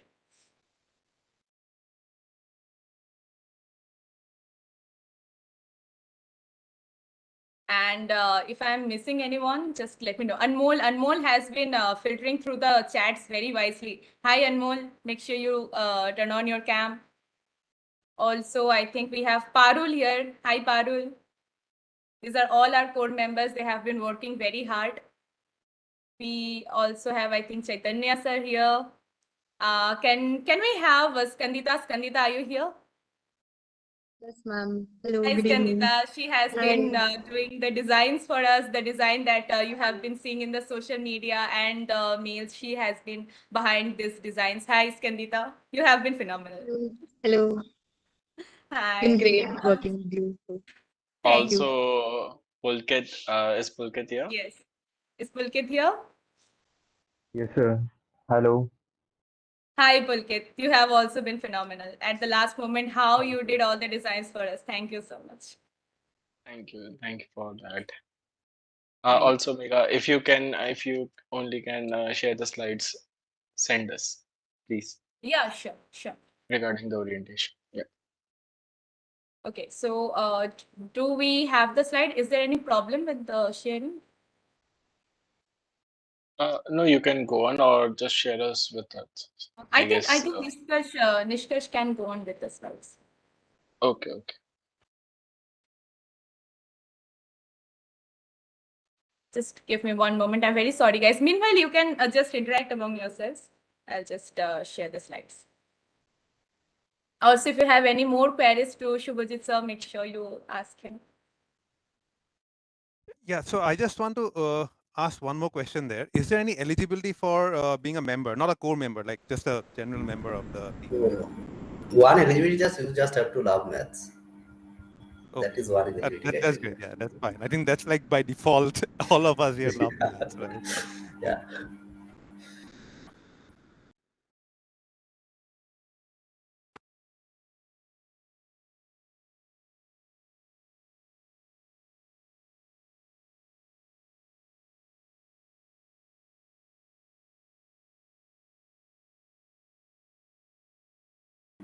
Megha, I think you are in mute. Mega, you are on mute, I guess. Yes, we can't hear you. See, that's why it's called fun activity session. Now I have made a joke out of myself. So yeah, so what I was telling was that we have to thank the technical team behind it, Nachiket, Jay, Nishkarsh, everyone who have been working very hard, posting our screenshots on social medias, links on the different groups while we were on air. So thank you to all of you. Thanks a lot. Yeah, thank you very much, Mega. So can we start with the slides? Yes. Yes. So would you like to go with it, and then we can start elaborating? Yeah, I mean, you can go ahead with it. I mean, I have already said about this so much, so you can go Okay. ahead. So these are the activities of the academic cell that was these were planned when we were just a baby trying to walk, and these were planned basic as a basic activity. So we planned to hold some math stat quizzes where you can it's different from the academic quizzes. I'll say again that this cell is very different from the course curriculum that you are having. Those live sessions, those quizzes are different than ours. So we were planning to have some mascot quizzes where in small parts you can explore your knowledge. And then we were planning for the placement drives and trainings where we will be having placement related activities. Definitely it will be in the related domain of math, stat and their applied fields. Then Olympiads, I think sir has elaborated about it. Article and paper reading, that was our main motive to promote research. So we will be having sessions where we will just share screen, have these papers and discuss among it. So and then we will have group study sessions that will be dedicated for some specific people. Suppose you are preparing for some specific exams, so you can we can have group study sessions within that group of people preparing for some, they have some kind of motivation towards one single exam. Academic counseling for higher learning for math stats enthusiasts. If you want to go for, if you want to pursue your career in research or you want to go for your master's, higher studies, you can definitely expect some counseling, some guidance from us. There will be some guidance sessions on this. Then competitive exams guidance, I think this is pretty much self-explanatory. You guys can understand that it will be a guidance sessions about different competitive exams. And workshops to showcase research works or similar. So it will be like a research conclave where you can come up with your paper, defend those papers and talk about it. Yeah, so these are the activities, main events that we have planned. Also, Mega, I also would like to address a few questions that were, discussed further regarding the level of the Olympiads or the quizzes. So here you can just get an idea that we would be having quizzes that might be going through a bit moderate, and as sir rightly placed that the level of the Olympiads, as he explained that what questions can be expected. Also about the guidance session or the group study sessions, we are planning to get on to it, and as it was rightly placed that how to get on with the doubts and the study, the platform which could be made available. So yes, we are working on the same. So from this you can get an idea that what is the cell about. And yes, the main point which was highlighted, that this stands apart from the academic activities going into IITM BS cell. So yes, please Megha. Yes. And yeah, so you not to give any spoiler, but maybe you can expect an Olympiad by this December itself. So make sure you solve quite a lot of papers of RMO and INMO. And yeah, so all right, can we go on and explain the structure of this group? I think we have already told them how to apply for the general members to be a general members and the core members, right? Right. Yeah, yeah. So the structure is pretty much naive that we have a group of general members. The general members are selected on the basis, not selected, like we roll out an application form each term. So if you fill the form, you are inside. And yeah, that's the procedure. And after that, we have divided the whole general members community. We have 850 plus members as of now, and we have divided them into 5 Google spaces named after 5 famous groups like Abelian group, Silo groups, Galois group, Grothendieck group, and Euler group. And so these are the 5 groups we have. And after that, like these are the member base, and we have another base that is the core committee. There is no hierarchy after sir has decided this. There will be no hierarchy. So we have one core committee where different teams are there who are dedicatedly work towards a specific specific work. They're assigned some specific work, like a workshop team, seminar and research team, technical team, like that. And then we have our mentor instructor, that is Shubhajit sir. So this is pretty much the structure of our academic cell. And do we have any doubt? Yes, I have a doubt.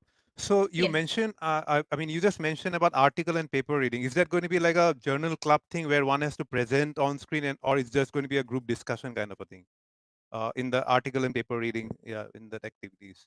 Would it be like a journal club where somebody has to present like in each session, or would it be just a discussion, like a group discussion of a certain paper or a group of papers? Shubhajit sir? Yeah, so basically what we can do, we can select some paper which does not require much prerequisite. We can select such a paper. We will post in, suppose in website where all the articles are available. We will mention that after 2 weeks we have selected this paper on which we will discuss, right? So that will be like a group discussion, more or less.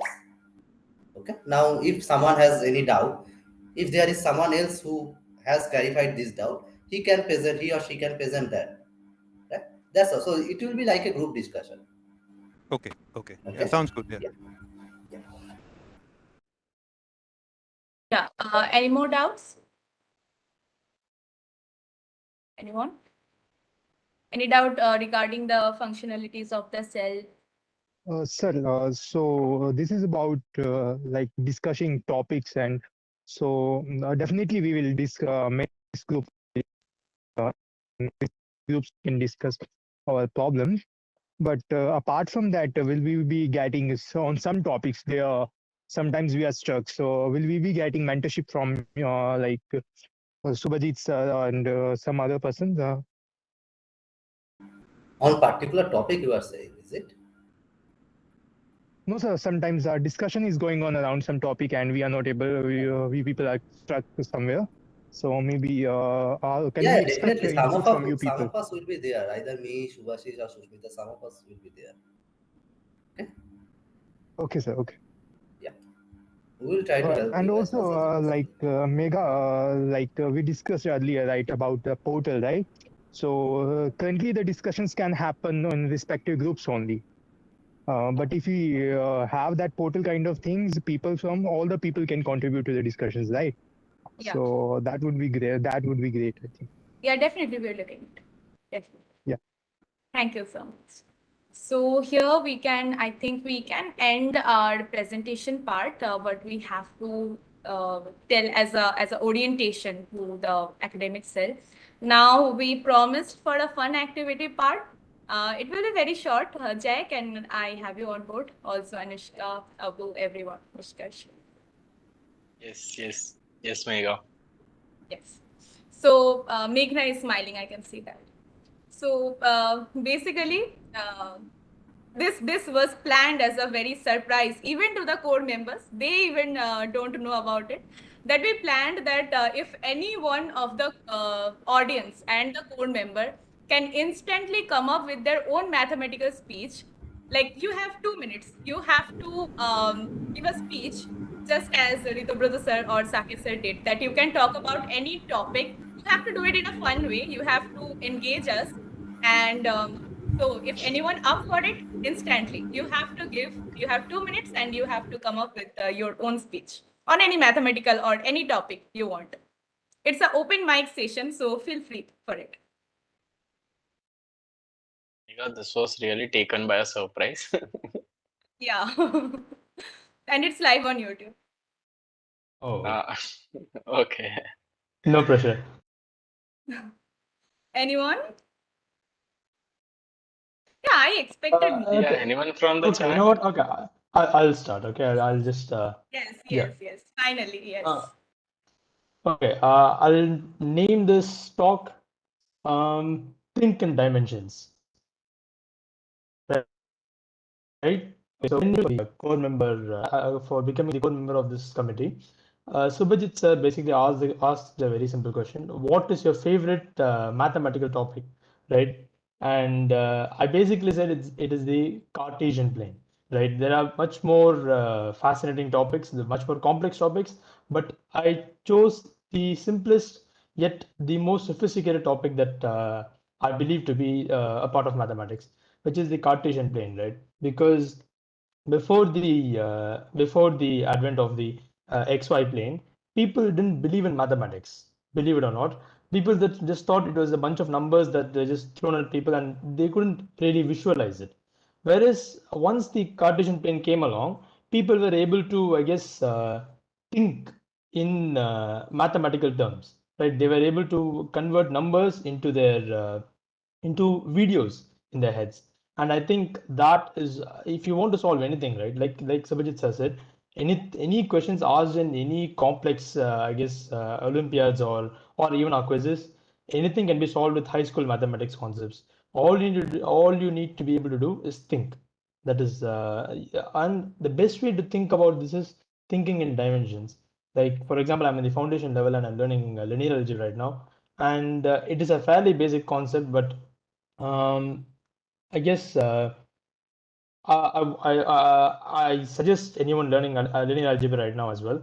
There is this YouTube channel called Three Blue One Brown, I think, and or Three Brown One Blue, and it is a phenomenal YouTube channel, and they basically explain the concept of linear algebra in spatial terms.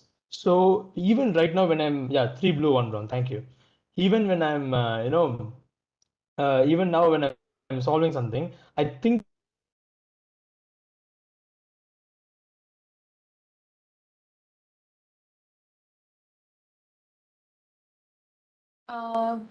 Did he just lost his connection?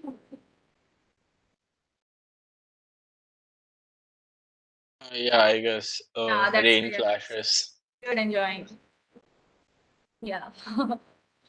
I just wish he comes back very soon. But I can see Karthik sir just turned on his cam. Yeah, my cam has some issues. It keeps turning on and off on its own. Okay. No, I just enjoyed your facial expressions, sir, after just surprisingly saying your name. Yes, Apu, just go on with it. We were missing. I thought you'll ask me to talk on some topic. Yeah, you can please. Surprise. Yeah, that is the point, right? So I just know that. concluded. Yes. So just if you want to solve anything, just think in dimensions. Just graph it. Do whatever you want, even if it is if it's more than I'm on 4 dimensions, you cam can't graph on. it, obviously. If it is Cam on. if you can graph it, just Cam graph on, it. You'll be able to MSM. solve it. That's it. Thank you. That was nerve-wracking, by the way. You can see the responses. You can see the class you are getting. That was very good. Okay. Yeah, Smile.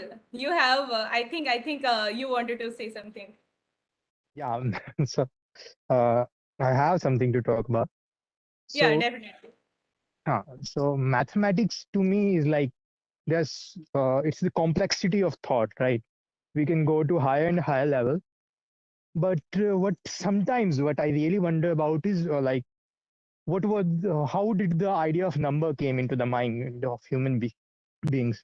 What was it like first when people learned to count, and where did it all originate from? So sometimes lying in bed and just wondering about the things that our mind can do, and where did this ability to count, like just to think, it's like counting is just a very basic activity of thought. It's somewhere the thought process starts. You cannot really think much if you cannot count. And how did we learn about that? Because not, and we know that natural numbers are as old as the existence itself. We never know where when did they really originate, right? But like think about these things. How did these ideas came into picture? Really, we know that the progress of mathematics is like the first idea was born like really uh, uh, like it took really long time for us to develop the initial ideas, but I think it is uh, same with every aspect of progress, even in each and every aspect of human progress. But if you look at the most of the human mathematical ideas have been developed in like last 300 400 years, the complexity that we have got, and then you can put back each and everything else, right? So but those initial ideas which laid the foundation for us to think more complex in terms of more complexity, so we can refine our thought. And who were the people? Like it's very easy to just believe on things. So a person who was able to like question, I'm not even really able to imagine how uh, courage does it take for Euclides and Pythagoras to think clearly in those times when it was okay to just imagine everything. Everything was irrational. There were beliefs going on about each and everything, and there were some people who was ready to question things. Like they were refining their thought only. So they were thinking about how they are thinking basically. So sometimes I just wonder how it all began and how it has worked out itself. Was just want to share that. Amazing, amazing. I think this is kind of like goosebumps kind of feeling we all have got at some point of time while studying Yeah. maths, right? Thank you for addressing. Thanks Hi. a lot. I also want to, press something.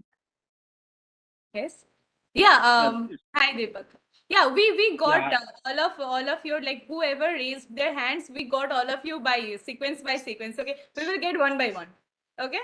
So Deepak, if you think you are a core member, that's why you will get the first, and it's not okay. Like we are very idealistic. Okay, I Yeah. totally understand. I totally understand. Yeah, of course. Yeah. Now we have Chaitanya sir among us. He also wants to say something. He also is to say. Chaitanya sir. Yeah, hello. I'm not a PhD or something. Why are you calling me, sir? See, I'm just a fellow student. I can address the smile. Hello, smile. Yeah, you're audible, sir. Hello. Yeah. Yeah. Yes. Hello. Yeah. I want to just share my view on your question. Just one thing: how plants grow. See, plants grow to catch the sunlight, right? Even its roots also to touch the water. What's happening there? Even that is using max and stats, right? How they got that Mhm. power? It's just a natural phenomena. Just we address anything. See, in daily life we use it everywhere. But in a complex things or multiple things, there we can use the formulas. So just to make it very simple. Yeah, but like it's sometimes like when we think about things, when some person thought about Pythagoras, was that person doing it out of necessity? Because like all of the human progress, like before 300 400 years ago, was Yeah, based on it's not survival instinct, right? So was it just happening out of survival instincts, or there was exactly. some person who was just thinking out of like, okay, it's fun to think, let's think. So was that kind of thing was also in that times? So that, and if it was, it's really courageous to have that in those times when things are moving in different zones. We do not have so much survival security regarding ourselves, and so society is not built up in this way, which we today have, in which we can focus on learning so much. So I just wonder about that sometimes. I just Yeah, but I think there is so much which is much advanced in olden days. As I think we lost some of the important books or some of the writings so that we can recollect. But I feel that, there was very well advanced technologies used thousands of years ago. And even now you can see it's like not only human beings, each and every animal does it. Animal does the calculations, not as complex as us. So that is the reason we are using formulas. Animals don't use the formulas. Sir, Subhajit sir, please correct me if I'm wrong. Yeah. Sorry, I missed that. I was looking at something Does else. animal do the calculation? I'm not sure about that. If their cognitive Yeah, ability we see, have. for example, I can give you an example of some normal cow. Okay, it need to it need to reach the leaves to feed itself. What it is doing, if it is a leaves are a bit higher, see, it will lift it ahead and it sees. No, it's Okay, if it is not, see. I do not know if they are. I cannot really comment on that, but it's not necessary. It may be just a physical process. Like water comes down from the hill. It does not know. Okay, it is coming from high potential to low potential, but it is doing that out of just. That is the It is natural phenomenon, no? Yeah, it's a I natural mean, nature phenomena, right? works in It is that not way. doing calculation. So there's Yeah. difference. Calculation is a cognitive ability. You cannot just say, okay, it is happening, so there must be a calculation behind it. No, it's just happening, and we can calculate about that. So you are using your mind to say, okay, it is going towards leaf. You can do that calculation, but is that animal doing that calculation? That's a separate thing. It's a cognitive ability, which is I think is very specific to human beings. So could I just add something to that, Smile, if you don't mind? I mean, I just have some thought on that. Just the question that Smile has raised. yeah. Yeah. So are you talking about basically objectivity, right? So there is basically an objectivity versus subjectivity, right? And objectivity is a very important part of the whole scientific method. I mean, if you look at the scientific method, right, in the whole process of doing science, there is something called objectivity, and this objectivity is nothing but maths. I mean, if you want to explain something in a very objective way, that is irrespective of what you or I think, that has to be true, like natural phenomena, like what you're pointing out, right? Why does the sun rise from the east and not from the west? And it's true for everybody on Earth, right? There's one way of thinking is very subjectively. You may think, come up with a very abstract way of thinking, oh, this is because of sunrises in the east, because of, so and so thing. And I may think completely different, which is very subjective, right? Which is basically like art. But in science, you have something called objectivity. You cannot just say, oh, Newton or, when Euler or Euclid, when they came up with their own, laws, they did not just come up with the thought that, oh, because of so and so and just some Yeah, there imagination. has to be objectivity to it. I Right. understand They that came down to logical proving it logic foundation. systematically and came up with some answer, and that is basically objectivity. But whether that is specific to the human brain, well, that is, I think, debatable. I mean, it depends on, are you talking about humans, chimpanzees, what level of the whole evolutionary chain you're Yeah, talking that's about, why I said I cannot right? like precisely comment on that. But Yeah. as far as like I understand anthropology, I am very interested in that also. Yeah. So as much as I understand, I've read that like you can calculate it from number of neurons and kind of brain that we have. So that maybe can give an instance into what kind of calculations that animal can be doing. It's not like you can go into its brain, right? Definitely. No. So But you what I can. mean to say is that even chimpanzees are capable of doing that. What cognitive abilities you are referring to? Chimpanzees and then macaques, the monkeys, the higher, the New World monkeys. They are also, there is enough evidence. Neurophysiological experiments have been done who can do basic computation. So it is not, at least to the best of my knowledge, not specific to just the human species. If that's Okay. what See, you are the asking. basic levels are very are specific to, I guess, all organisms. And as you go higher and higher, see, for example, animals cannot calculate Fibonacci series, whereas humans can. But then an animal can, when let's say a cat is jumping from a building to another building, it is still making that conscious calculation of, right, if I jump, if I put X amounts of X newtons of force in to my legs, I can jump this far. If I want to jump past something, then I need to do when I need to put in 2x of But newtons. it is So not like it is, thinking in terms of those abstracts, right? When you are like, it's just passing the road. You see a car coming towards you and just you pass it. It's not like you would do speed by time and all those things. Speed equal to yeah, distance but or there is time still when you're doing. No. mathematics. Oh, yeah. So that But is there's still controversial, mathematics though, Smile. involved. No, so that is But very it's a, controversial, though. I mean, if you say that when you are I mean, when to predict the speed of a car, if you're saying that no mathematics is used implicitly, that is actually controversial, because in our brain, we have something called a grid cells, right? You have the hippocampus, there are grid cells, which actually measure space and time, and there are computations that go on. So it is Okay, actually, guys, I I mean, think, yeah, it is yes. actually wrong to say that you It's do not debatable. compute Yeah, it it's without totally knowing. debatable. Let's So, not go into it. Okay. Can Yeah, I no, can I I think can you are I say boring something? everyone. Yes, Yes, yes. sir. Everyone, can I say something? Yeah, Yes, so this is a debatable topic, and I think we can move exactly. it to some group discussion session later. Exactly. Now, some of are waiting to talk about their experience in math. So let's hear, and we have to end the session also, right? It is going from 6, so we have But I to. think yeah, it's a Yeah, very productive discussion indeed. But yeah, yeah, we definitely. have, because it is going public on YouTube as well, and just because of you guys' amazing response, we are even like extending the session so much. So let's conclude. We'll definitely have a group debate session on this. Okay. Yeah. So now I think Olivia, ma'am, you were there. Uh, Hello everyone. Okay, so here I want to mention a topic that we all read about that who are in diploma level, our optimization topic we read about. So in optimization, what we usually in a lame language we can say that either we'll minimize or maximize. So we have a objective function, and there will be some subject to the constraints and all that. So we all deal with the integer numbers or where we can get the data. Now, suppose imagine we don't have that, we can say that proper data or integer numbers. There are uncertainties, there are ambiguities.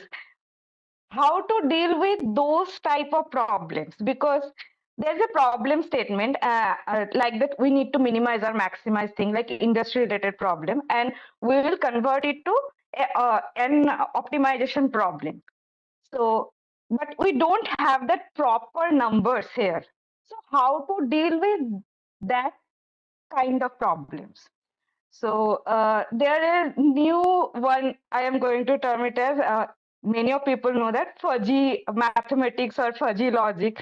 So there is a vast area of field, which field is like dealing with this type of problems, and optimization has a huge scope. Like there are many researchers are going on, and very like there are lot of algorithms are going on, and everyone is data science is such a vast field that optimization term is a huge word. So we can apply that and get a good result and have a lot of things dealing with which is very industry related work, because in industry there is hard to get an actual accurate data.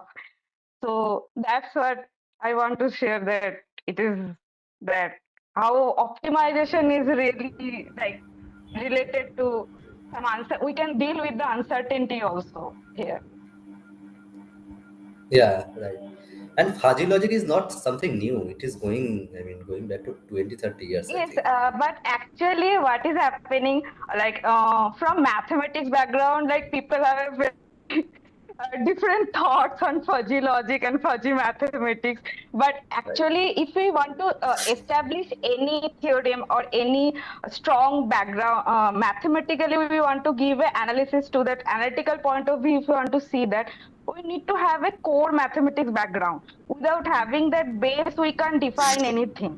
So even if there is a battle always going on between applied mathematics people and pure mathematics people. But if we go with that mathematics term, it will be more beneficial. That Exactly, don't right. think about. Right, So exactly. there is I also believe in that. I mean, there should not be any boundary between applied and pure maths. yeah. There should Yes. not be. Because only computation, it will make you a systematic and like only following the rules and regulation. But if you want to give a core logic or think about that, what is the logic behind it, how it comes from, it needs a mathematics base, like proper base. So you need to go through that topics to establish that point or anything logic behind it. Yes, Okay. Subodhi sir. So I have a Yeah. question, just a follow-up question on this. So regarding the same thing, on the same Okay. lines, this is a BSc program, right? Because I've had this argument with many of my fellow students, right? So this program, the degree Okay. program that we all of us are in, it's called a BS, right? A BSc. It's a science program, right? But there Yeah. is so much emphasis on applications only.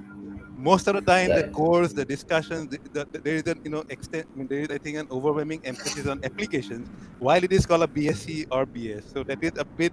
Don't you think it's a bit, I don't know. I mean, it doesn't match. It doesn't go, because whenever Why?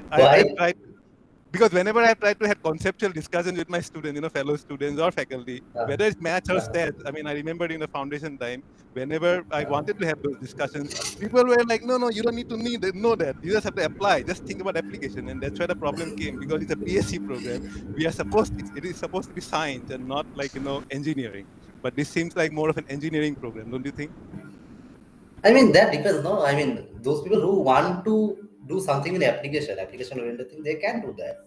I mean, both of them must have to go hand by hand, right? One cannot go without the other.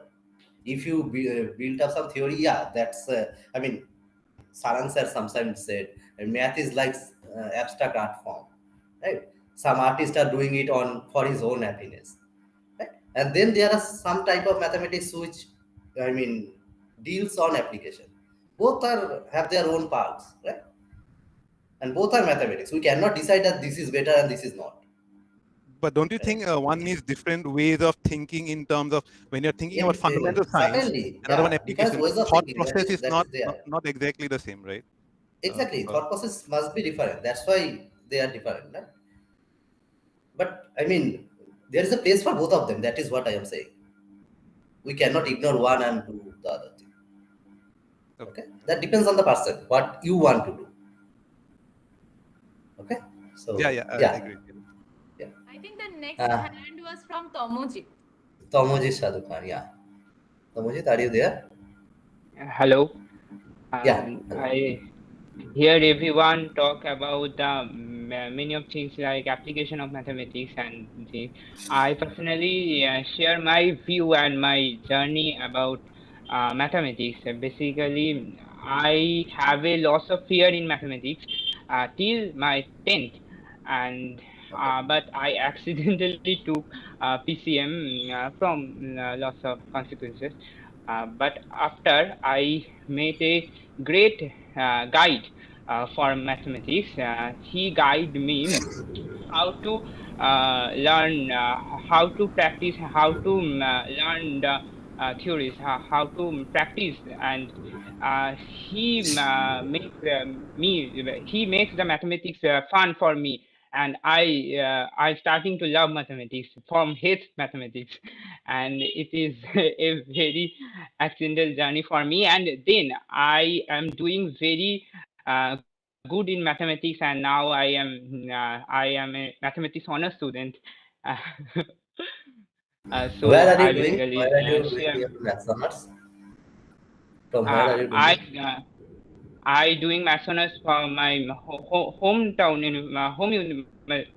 home state university, University of Kalyani. I am Okay. from West Bengal actually, and I am Yeah. foundation student in. Okay. Here, Great. Uh, Great. Great. Yeah. So now you are in which year in maths I'm honors? in maths honors. I'm in second year actually. Okay. Great.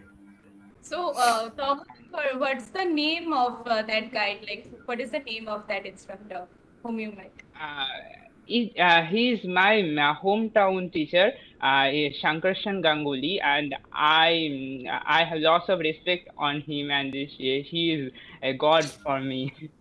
uh, That's like you can send him, because this is live on YouTube. It will stay on YouTube. You can say, actually, you can send it to him and show him what gratitude you still have.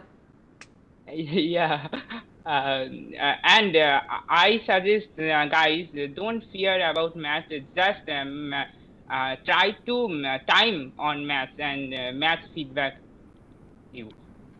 Maths Absolutely. get feedbacks you, and do lots of practice maths, so you can Yeah. good on it. Great. Great. Nice to hear it. Yeah. I think next is Deepak. Deepak is there, no? Deepak, finally. Yeah. Deepak. Yeah, hi. Yeah. Hi. Finally, I got the chance. Thanks a lot, Megha. Yeah, so I was just wanted to explain some of my experience about my school. When I was in 7th class, my brother has told me about the theory of relativity, the Einstein's theory of relativity, the time dilation and all that. So he just one day randomly told कि भाई तो अगर बाहर जाएगा, if you will go outside of this earth to some other planet, you are going to have a massive time difference when you will get back to earth. Okay, I was like amazed, like how it can come to, like how it can be possible, because I have always seen a thing something which I know that हाँ ये ऐसा होने ही वाला है. So basically that was like, so like it was like something I really, then I started thinking about the things. Okay, so then I started learning about the Einstein theory and many other theories, and then when I was in 11th class, I just come to know about infinity. Infinity is, I think, a very vast and a very magical topic. It actually contradicts. It gives a lot of. It shows a lot of magics in numbers only. When we go more deeper to some, like when we start walking towards infinity, we see a lot of, like one of the example, like there are infinity hotels, and then every hotel is like every room is booked, and now the bus is coming with more infinite people, so now you have to like put every people in that hotel, so all are going to get fit in that, and then again some more and more complexities comes with the infinity, but basically the thing is ki it gives a lot of magical outputs, which which are like still a mystery, and I really think that we should focus on the infinity, like, and infinity, theory of relativity, all these things are like going to have some beautiful results, maybe in black hole, maybe somewhere at the singularity. So I know it's like more kind of physics terms I'm telling the things, but I really like the physics, and then maths also enters into that. So that is like, I really love the physics and maths at the same time. Yeah, only this much. Yeah. Thank you. Actually, singularity is very important term in maths. I Yeah. mean, in my Exactly, own research exactly. topic, it came so many times. The singularity aspect. I can So suggest Yeah, you that's one so book, true. Deepak, if you want to, if you are really interested about it. That is, I think Shodi sir will agree with me. George Camus' 1 to 3 Infinity. like, I have it. Okay. Yeah. Okay, sir has all the kind Oh, of maths book. Don't worry, you see that bookshelf behind. that's so cool. I'm going to ask Please a lot send of things pictures then. of your bookshelf once, please. Yeah, Yeah. please, sir, please. Please share Yeah, pictures of yeah. your bookshelf. Okay, I will give that. Definitely. But there are mainly Going with storybooks this portion. yeah, I know it's not storybooks. Yeah, maths is a story itself, story of humankind. Okay, going Yeah, with infinity. Shreyans, no need to fall asleep. Better you are next. Uh, okay, I'll just give a very quick joke. Okay, going with infinity since Yeah, we are talking about it. So you know the number 8 once went to a dentist for some reason, and the dentist, I don't know, for some other reason, asked the number 8 to lie down on his chair. And the number 8 said, "See, if I lie down, I will be here forever. So yes, don't ask me to lie because down." it's That's infinity. Like, Infinity. yeah, it turned down is infinity. Nice, very Are nice. you sure you want me to lie down? Then I'll be here forever. Yes, that was very nice, very nice. That's so cool. That's so cool. Yeah, even he Yeah, will get infinity money. yeah. Infinity what? He will get infinity money. Dentist, Oh, I'm dentist will not get sure. infinity. Both nice, ways. nice one. Yeah, Shreyansh, you're next. Yeah, sure. Hello everyone. Yeah, Okay, so I will just tell about my experiences I have. Okay, so first of all, my background. So I started programming since class ninth. So it has been nearly 6 or 7 years since I am programming. So I always had a bit of interest in maths from my early age. But when I started to learn about rhythms, then whatever I used to do was to optimize it. And trust me, none of the programming algorithms is all about coding. It's all about how to optimize using maths. Uh, all that recursion, the backtracking, dynamic programming, randomized algorithms, all that stuff is literally about math. So the problem which literally intrigued me in my early age was I was just solving a basic problem, and I just randomly thought about an equation of x to dx is equal to 2. And I started to solve that problem. I took logarithm of both sides, so it was x is equal to 2, and I tried to solve it. But it has 6 years and I haven't arrived at the solution yet. Don't solve that equation. Literally, it's a very simple equation. X log x is equal to log. I have been searching for that solution since 6 years on Stack Exchange and those forums, and until now there hasn't been. So what I did was I used Python and got it and able to do, and wherever it intersected, I got a solution. But what my personal is to find that solution and I found it coding and all that. So similarly, some unsolved problems which I still I do have, I didn't find it. Was one of quantum simulation of an atomic orbital. I was in class 11th. I tried to code it to built in general atomic orbital and simulate it, but but still I wasn't able to generalize it to get Schrodinger's wave equation. Literally was useful in that case. It is useful. It is analytically. I wasn't able to. So this is how I want to approach the problems using a bit of programming and a bit of analytical thinking skills. Again, there are some problems. I think Shreyansh, your voice is a bit glitching at this point. Yeah, it's breaking. So I grasp the idea. Yeah. Yeah, voice is We a got bit, what you have said, but your voice was breaking quite a yeah, lot. a little bit glitching. But don't be sad.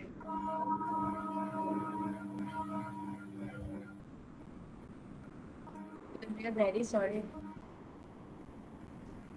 Hello, Shreyansh. You're not audible.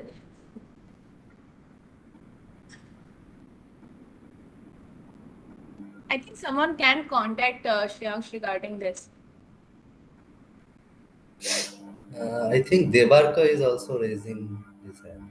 Devarko. Debarka. Okay. Devarko will be given this, but before that, I have seen like Jay and Karthik sir just raised their hand and just turned it off immediately. Don't think that I haven't seen it. Okay. So you Yeah, guys also. Debarka, are you there? Debarka? Devarko. Yes, sir, I am here. Yes. First of all, very good evening to everybody. So, because it is live on YouTube, I'm quite a bit nervous. So, the No problem. thing I want to talk about is actually, I want to ask, what is maths? That's a simple question, but I like to ask everybody, what is maths? Because we know physics is the study of law of universe, biology, study of living and non-living things. Sorry, I mean dead things. And chemistry are study of chemicals. But what actually is maths? That is my question. Is it the study of numbers or maybe What do complex you think? calculations? What do you think? What is So, math? What is your opinion on this? so according to me, maths is like study of patterns. We go in the universe, there are a lot of pattern going on everywhere, and Right. we try to understand those patterns. Like someone just said, the sun rises from the east, sets in the west. So why that's a pattern, right? It rises from the east and then sets in the west. That we are studying that pattern. Then even the numbers are actually the shapes, right? We use shapes. They are symbols. They don't mean anything in literally, but we gave meaning to them. Like 1 is a symbol, 2 is a symbol. We can write it in Roman numerals and everything. So we are giving the meaning to those symbols and we are studying. We are putting something imaginary down in paper.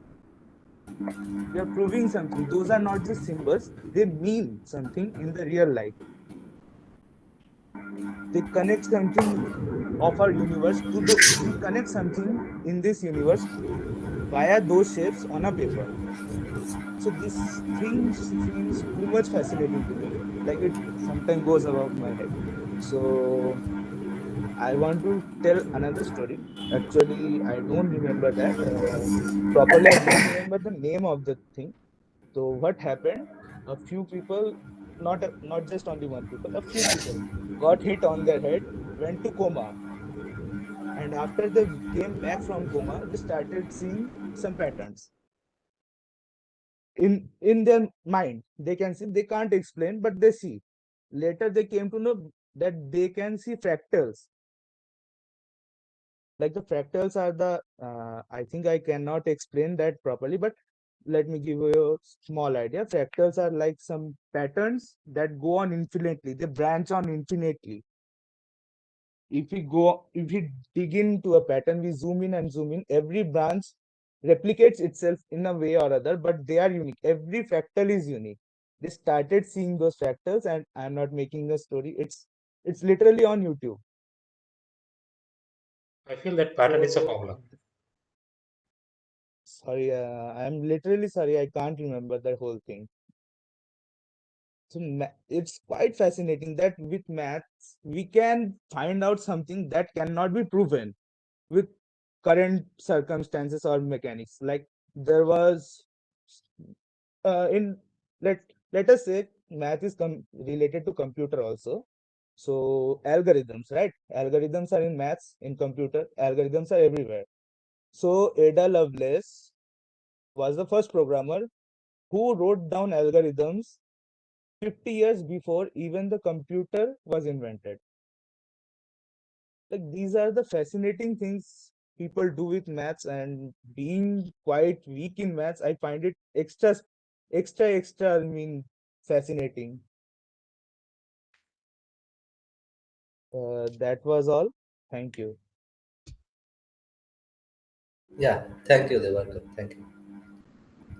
Yeah, so who I else? think we can have a talk about that from Shubhajit sir later, like what is exactly math. It's definitely not a tool, definitely not just a So Manas was saying Sir, in talk that math is just a tool.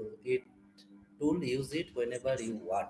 And it is not just a tool whenever I mean, you want to use it, right? So more vastly, I mean, we can think math as an art form. What I said earlier also, sir, I and got an idea. it has Can I many tell you? many directions we can do it, and something we do it just for our own imagination and own fun, right? And that's Yes, how sir. math But grows, basically. yeah, consciousness is max, I think. Exactly. I mean, it depends on every person's belief. That's how math grows. I mean, I mean, all of you have heard about this Farmer's last theorem, right? X power n plus y power n equal to z power n, Euler's and theorem. solve whether x, y, z has it is a solution or not. Right? So when n greater than equal to 3, we don't, I mean, did not know the solution of it, whether it exists or not. But still, we call it Fermat's last theorem because Fermat in his diary said that he has a proof, but the margin is too small to write it down, and that take more than 100 years or 200 years to solve that. Eventually, Yeah. Andrew Wiles solved it, and in the process of this solution, if you see this 100-year journey or 150-year journey, all the abstract algebra built in this process. I mean, people are Yes, trying to exactly. solve that problem, but in the meantime, all this Galois group or Abelian group, all this group theory, all this ring theory, all this modular theory, all this come in this process. Whole algebraic geometry came in the picture. And then there are some mathematicians who started working on that direction, and there are many open problems in that direction. Some are working in algebraic K theory, there are some open problem in algebraic K theory. And that's how math grows, right? So people started thinking about that problem, but then branches occurs and people started working on that, and then again we come across some open problems. So if it is just a tool, this cannot happen, right? This whole scenario cannot happen. That's my The belief. That's my so the tools were actually tools were made for the sake of maths itself. Like the tools were made to help, like used in the maths yeah, itself. maybe. Yeah, maybe. I mean, Exactly. again, another example which I generally give, when non-Euclidean geometry came in the picture, that was before Einstein. right? It had no application. It has no application at that time until Einstein used it in relativity theory. Before that, non-Euclidean geometry has no application. It was just invented for sake of it. There are five Yeah. axioms in Euclidean geometry. Ignore the fifth one, you will get non-Euclidean geometry. That was the idea. Even most of the most part of the number theory is based on this thing, right? Yeah, so there are It's many. very abstract. There are no Yeah, applications. we will discuss all this later also because I Of course, want we will to definitely have win some this session mindful somehow. session. But Yeah. I think as of now, Karthik sir and Jay Bhatia has to tell. You have 1 minute and you have to tell something because you raised your hand and then immediately you just turned it off. I have seen it. Yeah. Karthik sir, you go first. Did I raise my hand? If I'm saying that you raised your hand, then you raised your hand. Oh, okay. But what do you want me to talk about? How was the session, sir? Your The experience. session was wonderful, of course. Wanted to hear you once. Tell us something funny. Funny. Actually, that was the only mathematics related joke I saw in the past few days. Otherwise, everything has been quite serious and mathematical, so to speak. But I did come across a book. I'll share the title with everyone in the group later. It talks about the how mathematics developed in India, basically the history of mathematics in India. So, Who is the writer? sir, he's actually a data scientist in Germany, but he's an Indian. Okay. And I think I'm not sure. IIT Bombay has this professor called Professor Balasubramanian, who speaks Right. about he's given a lot of talks on the history of mathematics in India, and he explains via those the Sanskrit texts and all that. I think he had given a talk in IIT Madras also some years back. There is a video on YouTube which he had given called The Golden Age of Mathematics in India. Okay. So I was reading this book. I was able to read only a few pages, but it talks about a very deep, mathematical research and studies that went on in India. So I don't have much details on it as of now, but I think I'll share it in the groups because it's very interesting what he has written. And there is a lot of research which he has done, this person, and he's a data scientist. Right. So I will share this information in the groups. Great. Thanks, Karthik. Yes, Thanks. Yeah, sure. So the concepts what you have expressed now, can we call that process as a data science? It is a data science. Which one? Sir, you have talked about a few concepts now. How the yeah. Can we form it as a data science solution? I have no idea. I am not getting your question properly. Sorry. Yeah. Which I process? mean, which concept are you talking about? Just now, what I have said, algebraic geometry and K theory. Is this? Exactly. How it has been evolved. Even the process we can call it as data No, I science. mean it is not in the concept of data science. It was much before even data science came in the picture. It was there Yes, from sir. much. Yes, sir. Data science is just a word we have kept for specific phenomena. Right. But I think the exact example or exact meaning of the data science already exists. But these has nothing to do with data science as for now. This These are concept. core But algebraic geometry has an application. 1 minute, Mega. Yes. Algebraic geometry has one application in coding theory, right? There is something called algebraic coding theory, and there are many applications of algebraic geometry at that place. But that is also to a certain level of algebraic geometry. I mean, after that, it is more abstract. I mean, that cannot be applied in real life computing situation. So, but in our mind, we are gathering the data. We are using it in not exactly the stat formulas, but we are using our mind on this data, means exactly on stat. Right. Right. In combination with the math. Right. I'm not telling about the math formulas. Right. Right. just a normal calculation.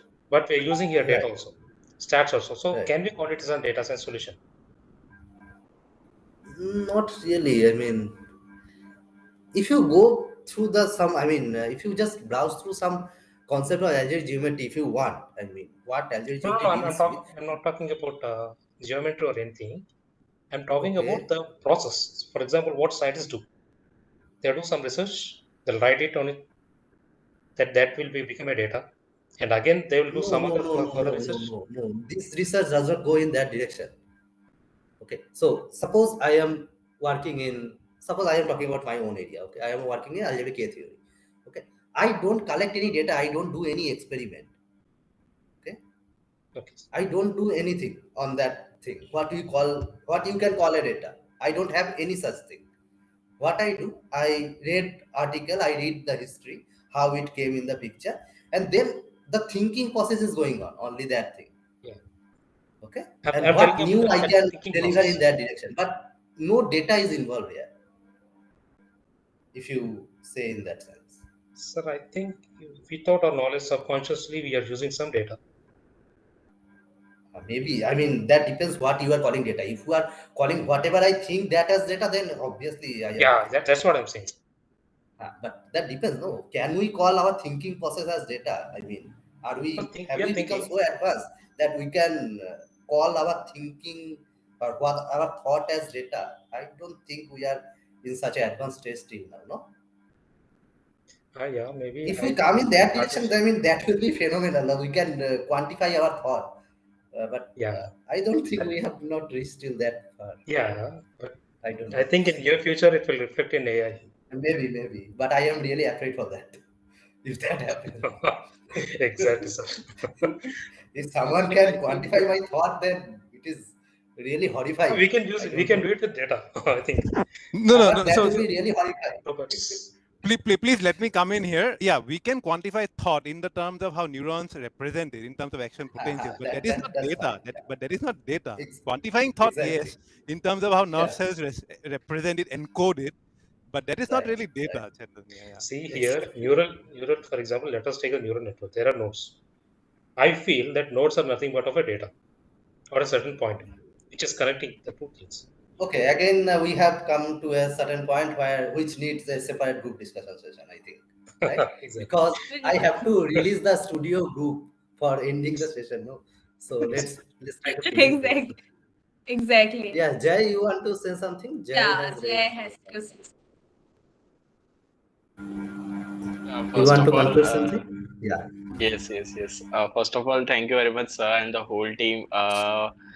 Yeah, it provides a wonderful opportunity being a student and a part of the cell to experience such great speakers. Listening from them. Also, I would like to just share one instance about my getting into interest of mathematics or increasing my interest about mathematics. So I was into 8th or ninth standard, and I was just going through the History TV 18 channel, and there was a show which talked about the golden ratio and the applications of it. So yeah, that fascinated me a lot, as I could relate, the lot of discoveries that where it was applicable. From if we just take a vague example, the pro mode in your camera also shows that spiral, that comes from that golden ratio. So yeah, that was one of the fascinating thing, and which led to taking my interest into further discoveries, knowing about further discoveries regarding the same, that how it was applicable on, maybe if we talk about the sepal petal data set, I also show a few applications there. uh, so yeah, that was a very interesting, and I look forward taking much guidance from you and the complete team. Thank you very much, sir.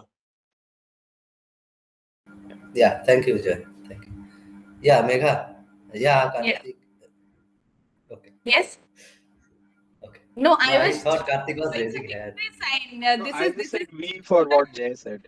So this is V for victory, sir. V for that we have successfully concluded the session, and congrats. But politicians does it now that people, the people are with us like that. They do it like this, Yeah, which Modiji. means like it can be victory and then non-victory the next day. Yeah, I was just trying to show We are the like victory. fixed like this. And we also have to thank, I think, the studio team who is not here, but they have give us this platform. They are streaming this. And also we have to thank Shinduja ma'am, who has circulated the mails to the academic section and all this. Yeah, so we have to thank JK. Please thank He has yourself been a great also. support. Okay. uh, yeah, we have to thank JK because he was helping me a lot in this process. Yeah. Okay, so I think we have heard many of you, and some of you want to still have some debate. We will carry on some next session. Okay, so yeah, thanks everyone. Thanks the whole core team who has put up all your effort and bring this session together. Very nice. It went very nice. Really. Thanks to all of you. Great. Thank you, sir. It Yes. was great. Thank you. A Thank you, lot. sir. Thanks. Yeah, Sir, thank you, everyone. Have- Yes. Thank you. small Bye. suggestion. Bye. Thank Yeah. you, everyone. It was great Sir, meeting you. sir, can we have this kind of Thanks, sessions sir. regularly? Of course. Yeah, we'll have this kind of session regularly, but not maybe one day whole long session, but Yeah. 1 hour or 1.5 hours session. Okay. Yeah. Yeah. Good night, guys. Thanks everyone. Thanks. Bye. Thank you, sir. Everyone, yeah, bye. Thanks, everyone. Bye. Thank you.